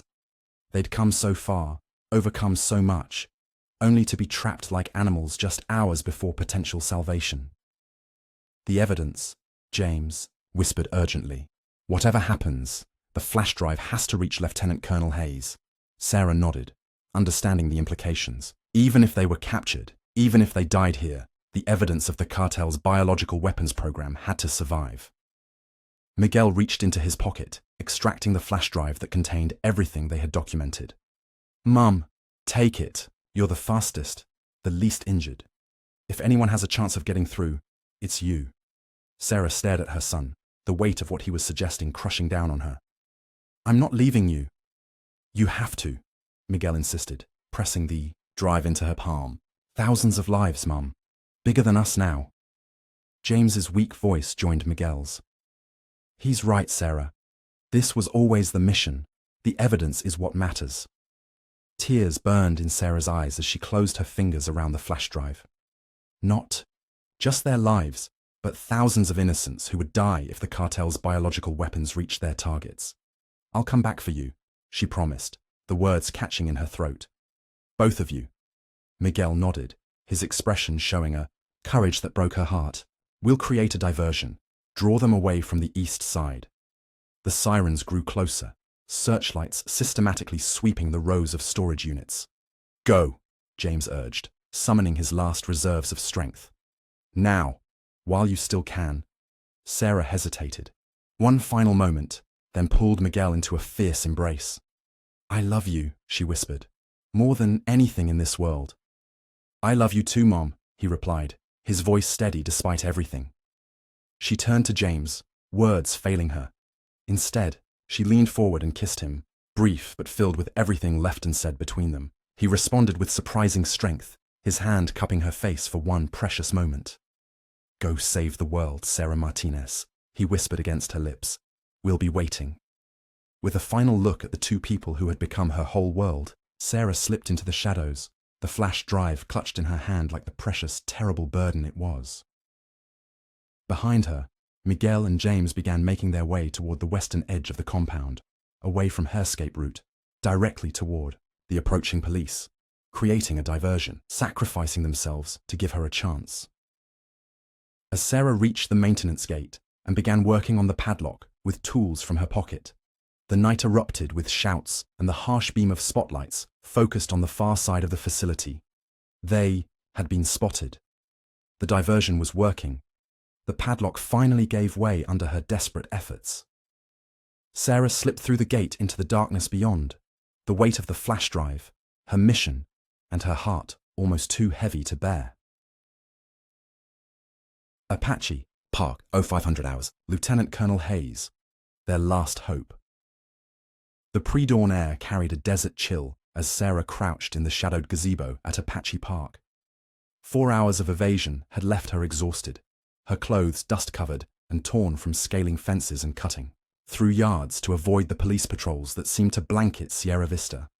The flash drive felt heavy in her pocket. The culmination of everything they had sacrificed for. Sarah checked her watch. 0455 hours. Lieutenant Colonel Hayes would arrive soon if James's intelligence remained accurate.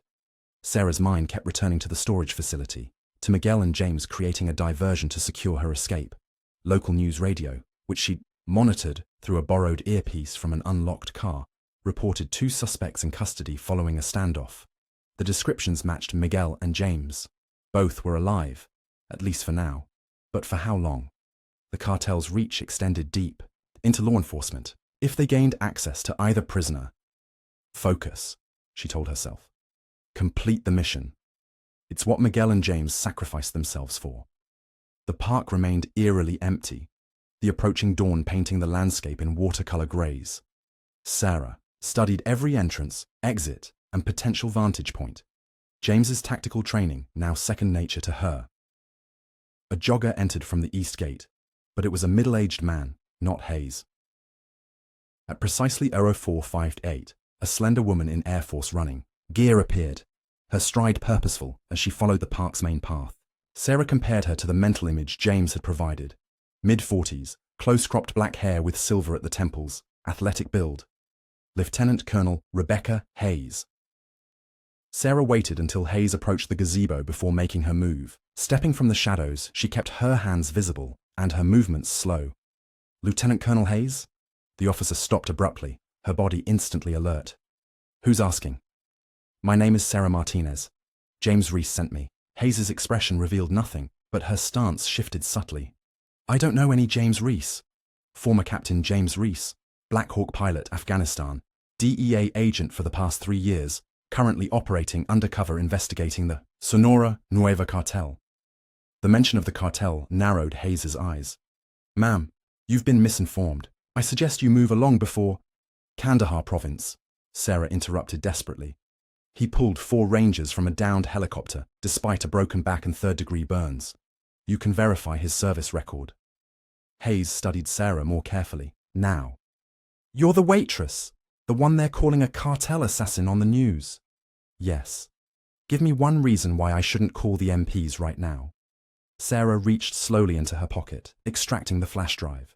Because the Sonora Nueva cartel is smuggling biological weapons into the United States for domestic terror attacks, and James and my son were just captured, trying to help me deliver this evidence to you. Hayes stared at the drive, her professional mask finally cracking to reveal concern. Biological weapons? Weaponized influenza, according to James. Designed for mass casualty events. We documented a shipment 3 days ago. All 5 cartel leaders were present, along with specialized containment protocols. Hayes's training reasserted itself. This could be an elaborate setup. It's not. James is dying from wounds sustained. during his interrogation by the cartel. My son is 17 years old and was kidnapped to force my cooperation. And according to James, the cartel has compromised officials in the DEA, FBI, and local law enforcement. That's why we couldn't go through normal channels. Something in Sarah's voice, the raw desperation of a mother who had left her child behind, seemed to reach Hayes. If I take this, I'm potentially compromising my career on the word of a suspected criminal, Hayes said carefully. And if you don't, thousands of innocent people could die, Sarah countered. James trusted you. He said you were the only person at Fort Huachuca who couldn't be bought or threatened. The mention of James's faith in her seemed to sway Hayes. She extended her hand for the flash drive. I'll need to verify this information before taking any action, she warned. We don't have time, Sarah insisted. Miguel and James were captured last night. The cartel will have people working to access them in custody once they learn the evidence survived. Hayes considered this. I can't just walk into the commander's office with uncorroborated intelligence from a fugitive. Then corroborate it, Sarah urged. Colonel Garrison, James said he was your commanding officer. Can you reach him? Garrison is in Washington this week, Hayes replied, her expression troubled. But I have contacts who can authenticate this data quickly and discreetly. She pocketed the flash drive. Decision made. Wait here. I'll make a call. Sarah watched anxiously as Hayes moved to a secluded bench and pulled out a secure phone. The conversation was brief, the lieutenant colonel's expression growing increasingly grim.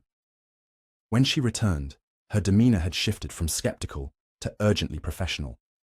I've sent the files to our technical team. Preliminary assessment confirms this is biological research data, potentially weaponized. I've initiated an isolated verification protocol. How long? An hour, maybe less.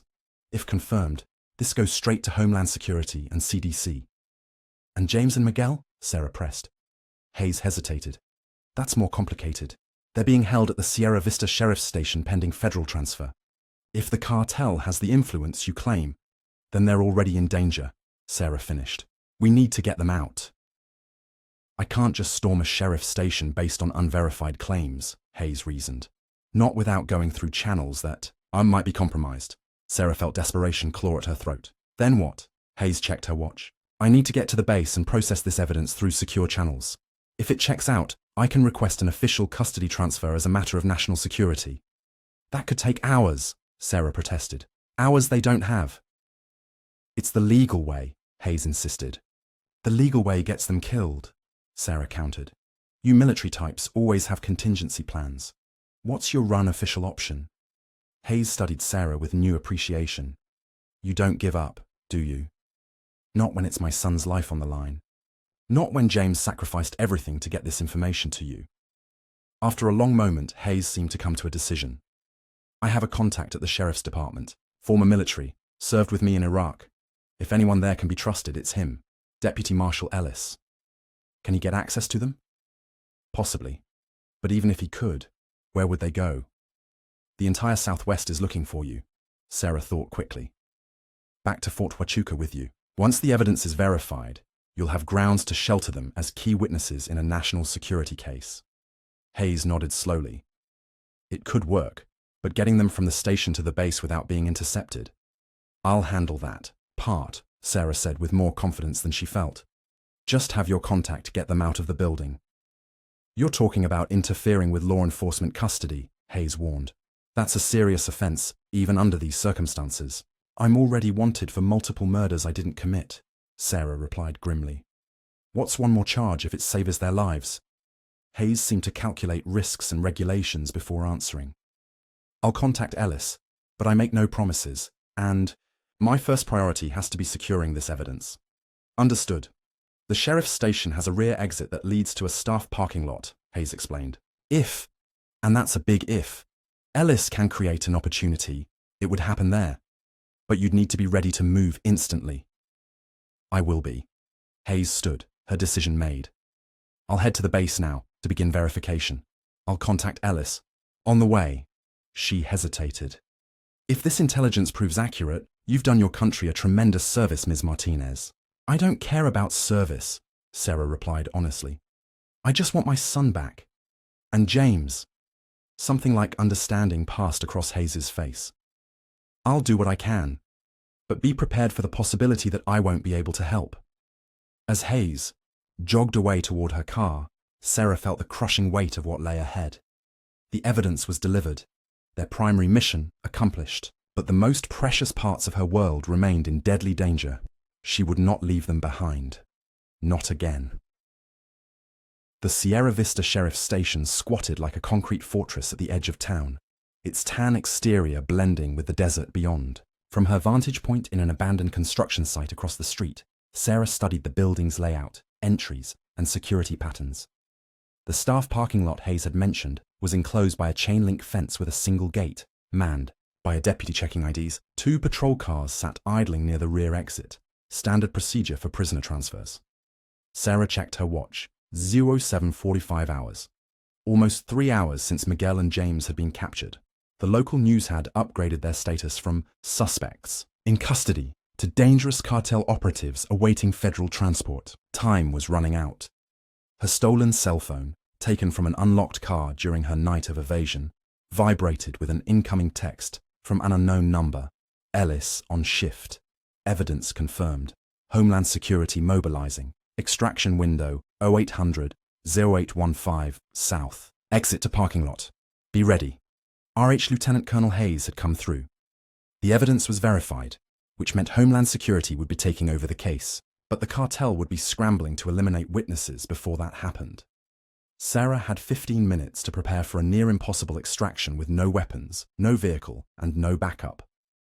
She surveyed her surroundings, cataloguing potential resources. The construction site offered little beyond building materials and abandoned tools. But the adjacent parking lot held possibilities. Delivery trucks making morning stops at nearby businesses, workers arriving for early shifts. A plan began to form, desperate and dangerous, but with a slim chance of success. At precisely 0758, Sarah's stolen phone vibrated again. Moving now. Silver sedan, south lot. 3 minutes. Her heart hammered against her ribs as she moved into position. There would be no second chances. The rear door of the sheriff's station swung open at exactly UH01. 2 figures emerged, escorted by a uniformed deputy, Miguel and James. James could barely walk, supported between Miguel and the deputy. All 3 moved quickly toward a silver sedan parked near the exit gate. Sarah held her breath, waiting for the moment to strike. Just as the trio reached the vehicle, chaos erupted at the main entrance of the station. A delivery truck, the same, one Sarah had sabotaged by cutting its brake line minutes earlier, rolled backward into the front steps, horn blaring. Deputies rushed from the building, attention diverted to the accident. It was now or never. Sarah sprinted across the open space, reaching the chain-link fence at its weakest point, where she had cut it during her preparation. She slipped through, staying low as she raced toward the silver sedan. The deputy, presumably Ellis, was helping James into the back seat when Sarah appeared. "Mom!" Miguel cried, torn between relief and terror. Ellis spun around, hand moving, to his holster, but Miguel grabbed his arm. "No, she's with us." "You must be Martinez," Ellis said tensely. "Hayes said you might appear. We need to move now. More deputies will respond once they realize this is a diversion." Sarah climbed into the back seat beside James, whose ashen face brightened momentarily at the sight of her. "You made it," he whispered. "Hayes?" "Evidence confirmed." "Homeland Security is mobilizing," Sarah assured him, clutching his cold hand. Miguel slid into the passenger seat as Ellis started the engine. "We've got less than 2 minutes before someone checks the prisoner holding area and sounds the alarm." The sedan pulled smoothly toward the exit gate, where another deputy, clearly not part of their plan, stood checking vehicles. "ID?" "The gate," deputy demanded, leaning down to peer into the car. Ellis produced his badge. "Deputy Marshal Ellis, prisoner transport." The deputy frowned. "I don't see any transfer orders for today. Just came through. High priority federal case." Ellis kept his tone casual, despite the tension crackling through their vehicle. As the deputy examined Ellis's credentials, Sarah caught movement from the corner of her eye, a black SUV pulling into the visitor lot, 2 familiar figures emerging. Raul Dominguez, the cartel enforcement chief, and Diego Salazar, their public face, had arrived. They had come personally to ensure the job was finished. "Ellis," Sarah hissed from the back seat. "Cartel leadership just arrived. Front entrance." Ellis's eyes flicked to the rearview mirror, his expression hardening as he recognized the threat. "We're blown." The gate deputy, sensing something amiss, stepped back from the vehicle, hand moving to his radio. "I need to verify these transfer orders." Ellis made a split-second decision. He dropped the pretext, gunning the engine and swerving around the gate barrier, the deputy shouted, drawing his weapon as the sedan fishtailed onto the street. "Hang on!" Ellis called as he accelerated down the road, sirens immediately wailing behind them. In the rear-view mirror, Sarah watched Dominguez and Salazar sprint back to their SUV, faces twisted with rage as they realized their prey was escaping. "They're coming after us," she warned, supporting James as the car took a sharp turn. "Hayes is meeting us at emergency entrance B at Fort Huachuca," Ellis explained, weaving through traffic with professional precision. "Military police will take custody there. 5 minutes if we can lose the pursuit." A sheriff's cruiser appeared. Behind them, lights flashing. In the distance, the black SUV gained ground, its powerful engine eating up the distance. "Can we make it?" Miguel asked, gripping the dashboard, as Ellis executed another evasive maneuver. "About to find out," the deputy replied grimly. He reached beneath his seat, extracting a small device which he handed to Miguel. "On my mark, hit the red button. It's a specialized EMP. Will temporarily disable pursuit vehicles within 50 yards. "Where did you get that?" Sarah asked, astonished. "Lieutenant Colonel Hayes has interesting friends," Ellis answered cryptically. "Military prototype, highly classified." The sedan screamed around a corner, the gates of Fort Huachuca now visible in the distance.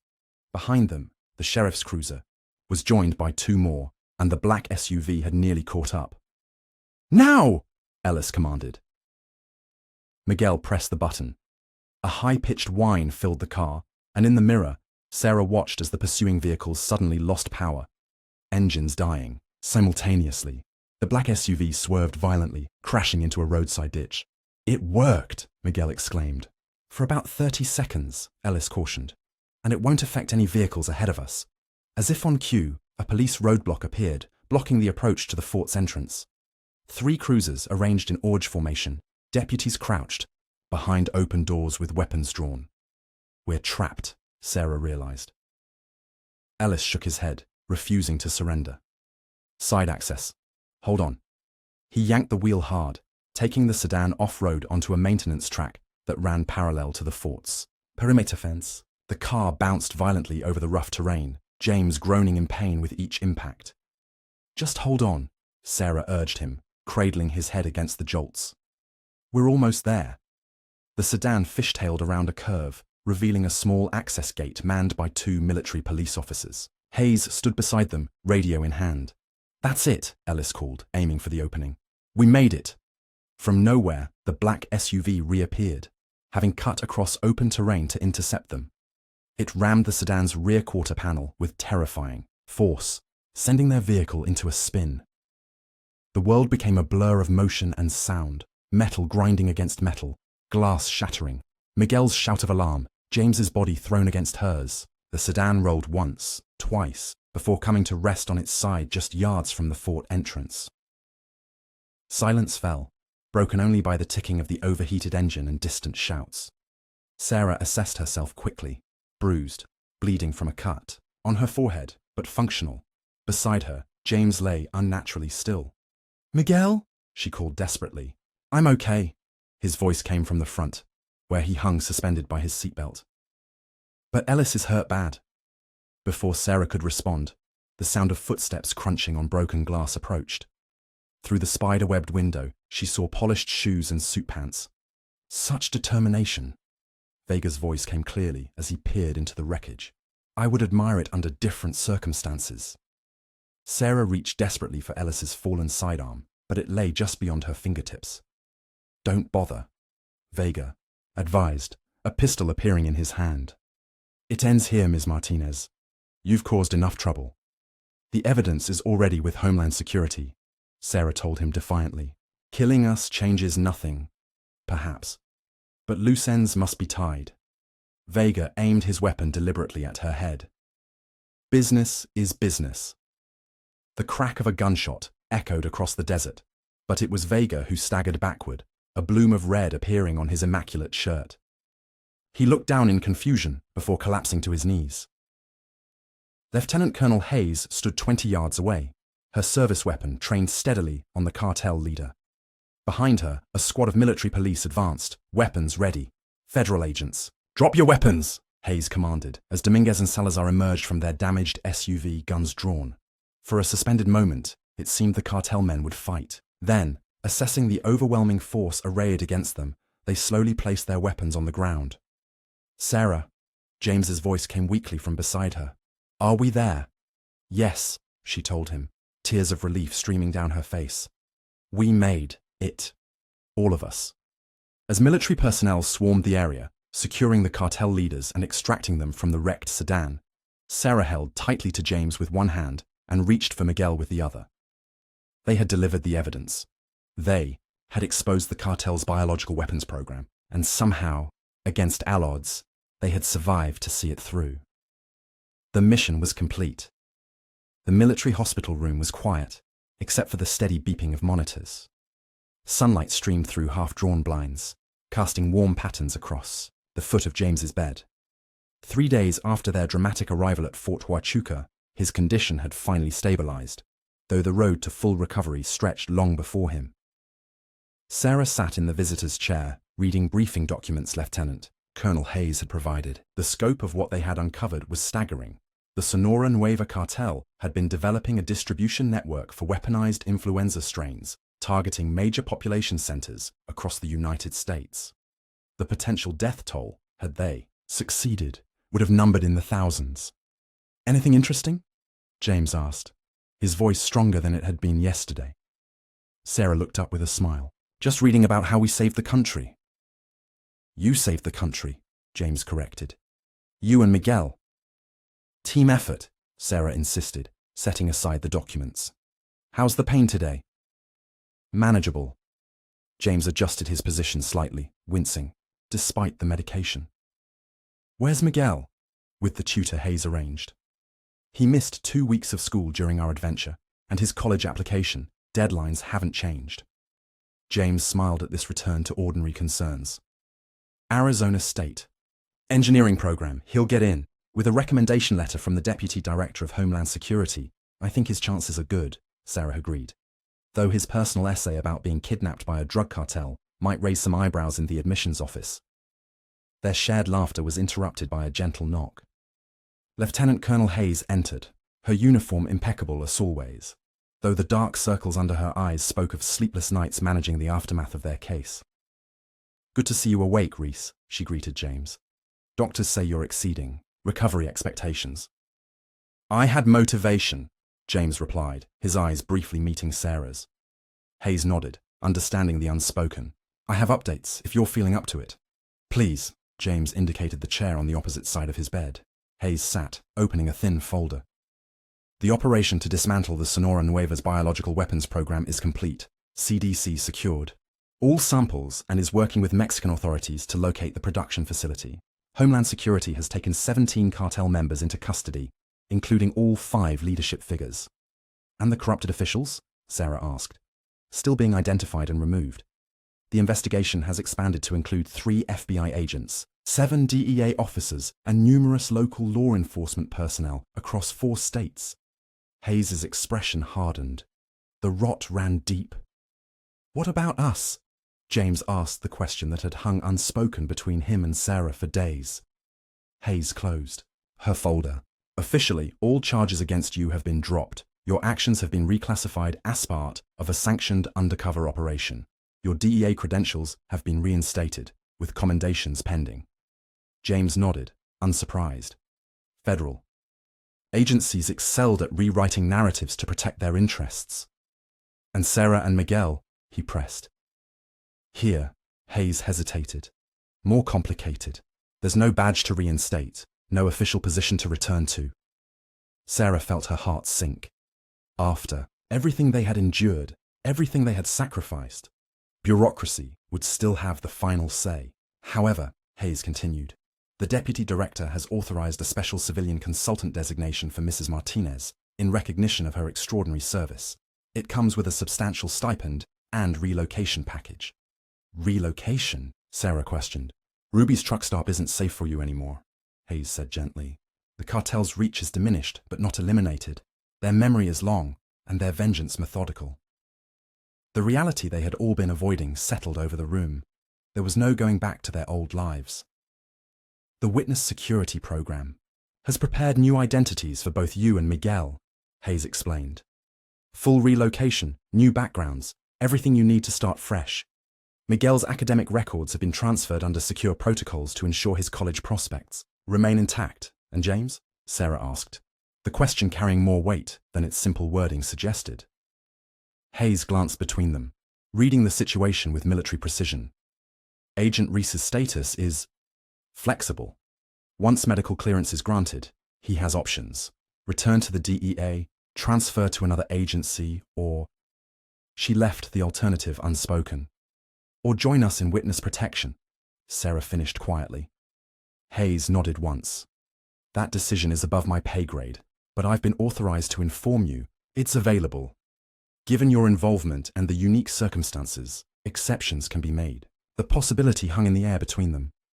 A future together, away from the dangers that had defined their relationship thus far. Hayes stood, sensing their need for privacy. You have time to decide. Security here remains at maximum until all of you are relocated. She moved toward the door, then paused. For what it's worth, I've never seen civilians perform under pressure the way you two did.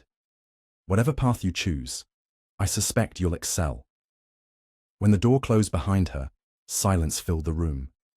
Sarah reached for James's hand, finding it, already extended toward hers. So, he said finally, witness protection. Apparently we made quite an impression on the deputy director, Sarah replied with a small smile. You certainly made an impression on me, James's voice softened. Though kidnapping and gunfire wasn't how I planned to get to know you better when I kept coming to Ruby's for coffee. Sarah laughed despite herself. You had a plan? A vague one. Ask the pretty waitress out for dinner sometime. Maybe mention I'd noticed her son's college brochures and could offer some suggestions. James shook his head at the memory of that simpler time. Seems like another lifetime now. It was, Sarah agreed, suddenly serious. Everything before the cartel walked into Ruby's belongs to someone I barely recognize anymore. James studied her face. Do you miss her? The waitress with the ordinary life? Sarah considered the question carefully. Parts of her, the certainty, the routines. The world made sense, even if it was difficult sometimes. She squeezed his hand, but that Sarah never knew what she was capable of. She never would have believed she could do the things I've done, survive what we've survived. And now I know exactly who I am and what matters. Her eyes held his steadily. Miguel's future, and you. James's expression softened. Even with all the complications, a wounded ex-pilot with nerve damage and too many ghosts from too many wars. Especially with the complications, Sarah insisted. They're part of who you are. The man who wouldn't leave those soldiers behind in Afghanistan. The man who risked everything to protect a waitress and her son from a cartel. I'd do it again, James said without hesitation. I know. Sarah's smile held the certainty of someone who had seen another person's character tested under the most extreme circumstances. That's why I want you to come with us. Wherever we go next, whatever names they give us. James lifted her hand to his lips. I was hoping you'd say that. The future stretched before them, uncertain in its details but secure in its foundation. Whatever came next, they would face it together.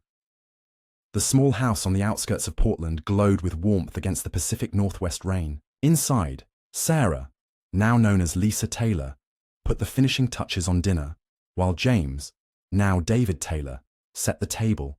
Miguel, now Alex, burst through the front door, rain dampening his jacket, and the college acceptance letter clutched in his hand. I got in, he announced triumphantly, waving the letter from Oregon State University's engineering program. Full scholarship. Sarah abandoned the stove to embrace her son, James joining them in a family celebration that would have seemed impossible half a year earlier. I knew you could do it, Sarah said, pride evident in her voice. Though I suspect your essay on overcoming adversity might have raised some eyebrows in the admissions office. Miguel grinned. The WITSEC counselor helped me make it believable, without revealing anything classified. Family emergency requiring extended travel covers a lot of ground. James clapped Miguel on the shoulder. Your father would be proud of you. The words, spoken without premeditation, created a moment of surprised silence. Miguel's actual father had abandoned them when he was a toddler, a shadowy figure rarely mentioned. Thanks, Miguel replied quietly, the simple acknowledgement carrying the weight of everything that had changed between them. In the crucible of their shared ordeal, James had become far more than just his mother's partner. As they sat down to dinner, the conversation flowed easily between them. Miguel's college, plans, Sarah's work with the local community college's security department, James's physical therapy progress, the ordinary rhythm of family life, made extraordinary by the journey that had brought them together. After dinner, while Miguel tackled homework, Sarah and James stepped onto the covered back porch to watch the rain. James slipped his arm around her waist, drawing her close against the evening chill. Happy? He asked quietly. Sarah considered the question, looking out at their small backyard with its half-finished garden projects and the security system James had meticulously installed. Yes, she answered truthfully. Not in the way I would have expected 6 months ago, but deeply. Any regrets about leaving everything behind? Sarah thought of Ruby's truck stop, of her tiny rental house in the desert, of the simple life that had once defined her. Sometimes I miss the certainty of it all, knowing exactly what each day would bring. Too boring now? James teased gently. More like insufficient, Sarah explained. After everything we've seen and done, going back to that life would feel like trying to fit into clothes I've outgrown. James nodded, understanding precisely what she meant. The DEA called again yesterday, offered reinstatement with a desk position, no fieldwork required. Are you tempted? Sarah asked, studying his profile in the porchlight. Once, I would have been, he admitted. My identity was wrapped up in the mission, in the next operation, the next target. He turned to face her fully. But I found something better, something real. Sarah smiled, reaching up to trace the scar that ran along his temple, a permanent reminder of his captivity and torture at the cartel's hands. We earned this life, didn't we? Every moment of it. The hard way, James agreed. But that makes it more valuable, more worth protecting. From inside, Miguel called out about a documentary on engineering marvels he wanted them to watch together. Such an ordinary request, yet it represented everything they had fought for, the chance for normal moments in a family that had been forged in extraordinary circumstances. As they turned to go inside, Sarah paused for one last look at the rain-washed garden. Somewhere far away, the world continued its dangerous dance. Cartels moved product, agents pursued them, ordinary people were caught in the crossfire. But here, in this small corner of Oregon, 3 people who had stared into that darkness and survived had created something precious, a family, a home, a future. Sarah had once been just a waitress, serving coffee to a quiet man in a corner booth. James had been a wounded warrior, haunting truck stops on an undercover mission. Miguel had been a teenager with dreams that seemed impossibly distant. Now, they were something else entirely. Stronger, scarred, wiser, but most importantly, together. As Sarah closed the door against the rain, she felt a sense of completion. Their story, at least this chapter of it, had come full circle. From danger to safety, from strangers to family, from a truck stop in the desert to a home in the rain. Whatever challenges tomorrow might bring, they would face them together. The waitress, the pilot, and the boy who'd survived the cartel's shadow and emerged into the light. Coming? James asked, holding out his hand. Sarah took it, fingers intertwining with his. Always.